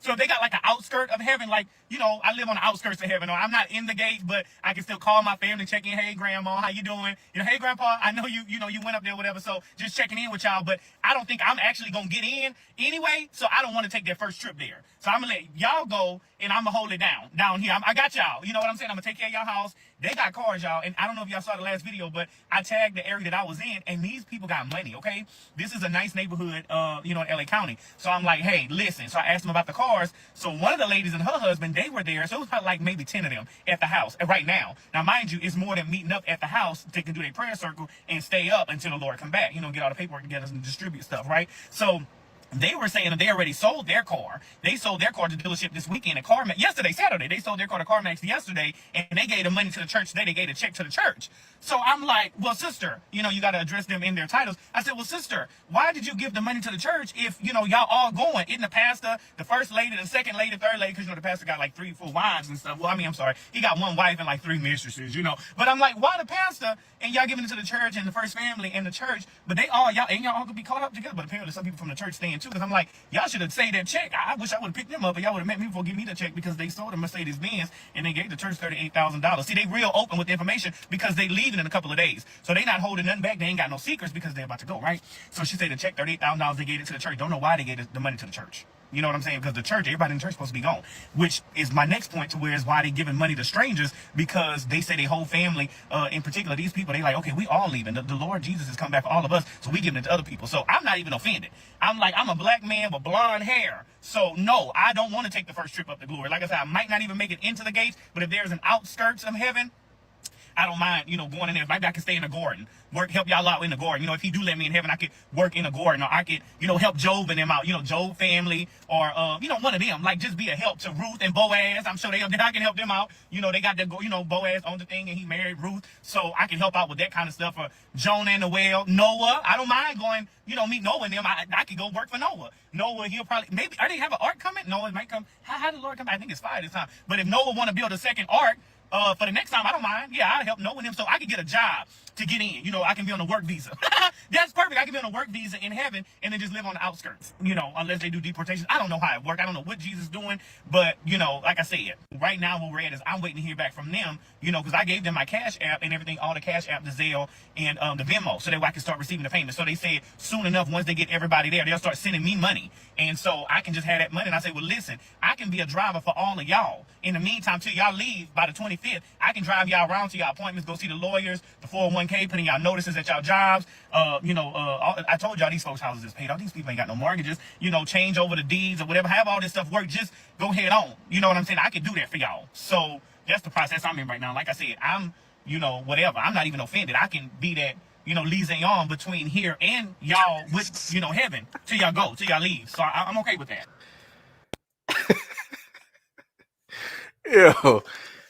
When I sit up there and tell you, like, I was sitting up there rolling when I first ran past this dude's video, like, some people are made for comedy. I swear to goodness. Some people have found their calling directly on social media when they're able to, like, tell a story. Because, man, let me tell you, Like, yo, I can be a liaison in between earth and heaven. That's cool. Oh man. Oh my goodness. Oh my goodness, man. But yeah, that he got blessed though. Going back to that first video, he got what about a good 1900. Yeah, that's pretty good. That's some pretty good money right there, especially for like doing Uber. That's a hell of a tip. Like you are not going to. That has to be one of the greatest tips in Uber history. It has to be right up there because that is insane for somebody to hand that directly over. But I will agree with somebody who said in the comment section that he should get a lawyer, just in case if those people, if their plans don't go as planned and they want their money back, he should get a lawyer. He should specifically do that. I feel like the videos that he has up there will also help him out as well, but he should get a lawyer to square away, everything as well. But yeah, the other reason I wanted to bring this up is because you're dealing with a very serious and scary situation where people will get into like this hyper type of state where they feel like the end is near and all this other type of stuff, and people start doing a whole bunch of stuff. Right, you got a lot of people that'll start like making wills and all this other type of stuff. Like you got a lot of people out here that's planning to just like, all right, I'm not even gonna wait. I know that God is coming. Let me just, you got people out here that'll do that whole type of thing. And I'm like, yeah, this ain't good. Like, I don't know who started this, and I'm not exactly sure why. I mean, I know why people started it because people always tend to start these things up like every 10 or whatever amount of years, because we had the same thing during 2012. There was another one of what was that? It was a black woman with her family and her kids. She took the life of her husband because she was like she did like some tarot cards, and it said like the end of the world or whatever was coming, and she took out her husband while he was sleeping, and then she took the kids and she was driving at high speeds to basically for everything to be said and done. And I think two of the kids survived. I think two of the girls survived the car crash. So yeah, this is it's a very dangerous thing. It's a very dangerous thing. And this is when it comes into the area. Like I said, it's a very slippery slope when I mention this. When you deal with an aspect such as this, where people can get to a point where they just want to just do some radical type of things that just should not be done. This is when social medias should be, pulling back on certain type of content, because it could lead potentially to other people doing, copycat behavior and all this other type of stuff, and that's not good. It's not good at all. But like I said, it is a slippery slope, dealing with this. But also at the same time, you got a lot of crazy people out here. You got a lot of people that ain't really, their head really ain't on straight. And they'll hear one thing on TikTok, but like, oh, the end of the world is coming. Cool, no problem. Let me just sit up there and, whatnot or whatever. So I don't know, man. People got to be careful out there. Like I said, everybody, as you going to and from during like this week, be very, very careful. Like I said, you're gonna have a lot of crazy people directly out there. People making it seem like they know the days of when God is coming. Like I said, I've been hearing this for decades, and then before I was even in existence, my mother and my grandmother have been sitting up there hearing this for decades, because magically everybody knows when the end is coming. And I'm like, okay, the man is supposed to be coming like a thief in the night, but you're going to tell me when he's going to be pulling up to the scene, opening up somebody's bedroom window to just like, come get the good souls? Come on now. That's crazy. That's diabolical, but be like that. What was it?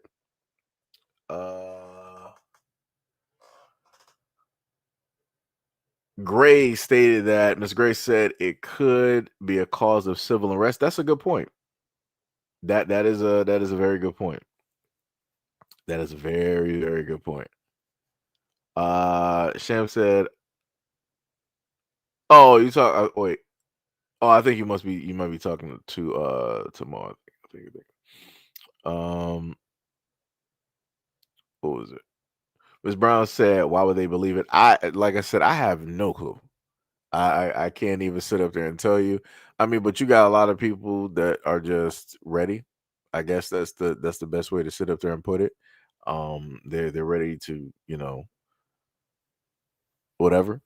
But other than that, I can't give you a reason. I can't give you a reason. And like I said, everybody has their own beliefs. You got some people out here that believe that only 100,000 out of the 8 billion people that are on this planet. You got some people that believe that only, like 100,000 people are going to be able to get saved, and then everybody else is just, whatever, at a moment in time.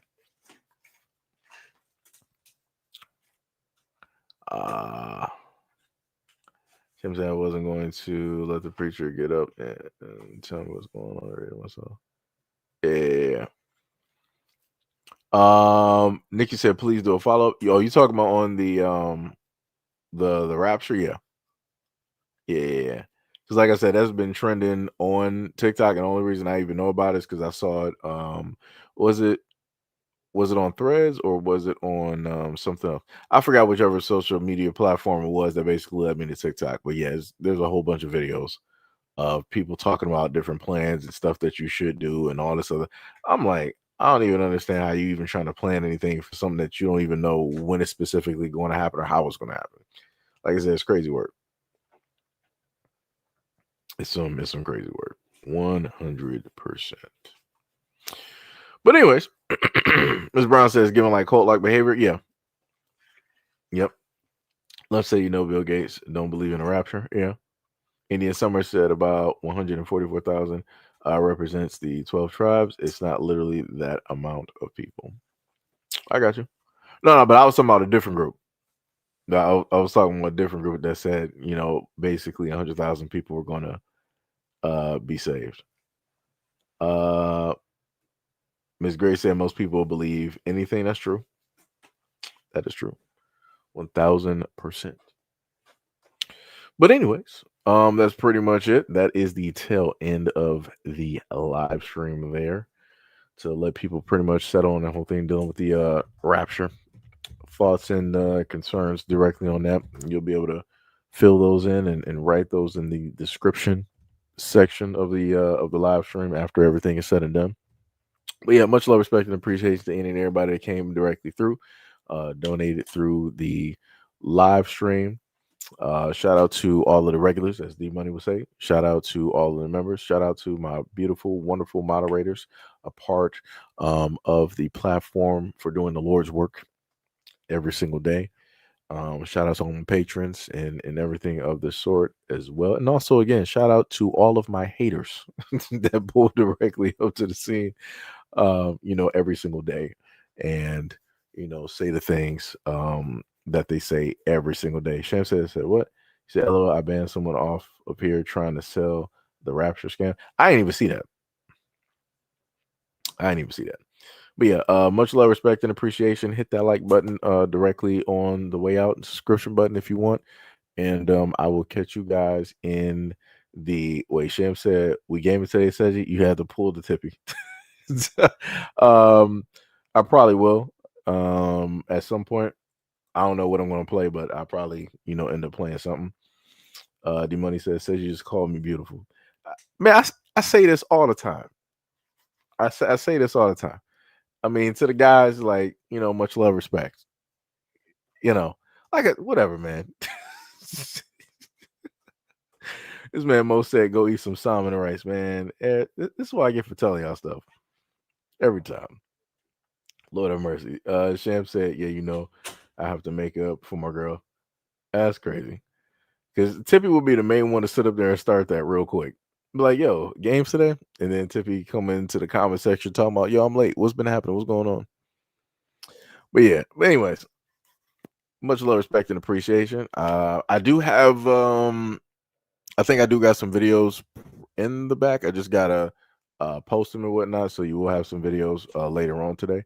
But yeah, much love, respect, and appreciation. Thanks for staying directly with me through the whole live stream.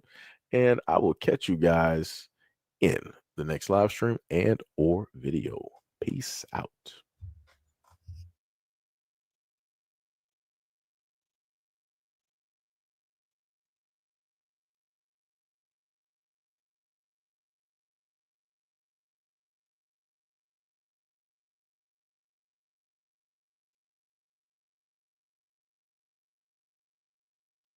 We're just going to highlight D Money's comment, and we're going to leave off on the stream on that one.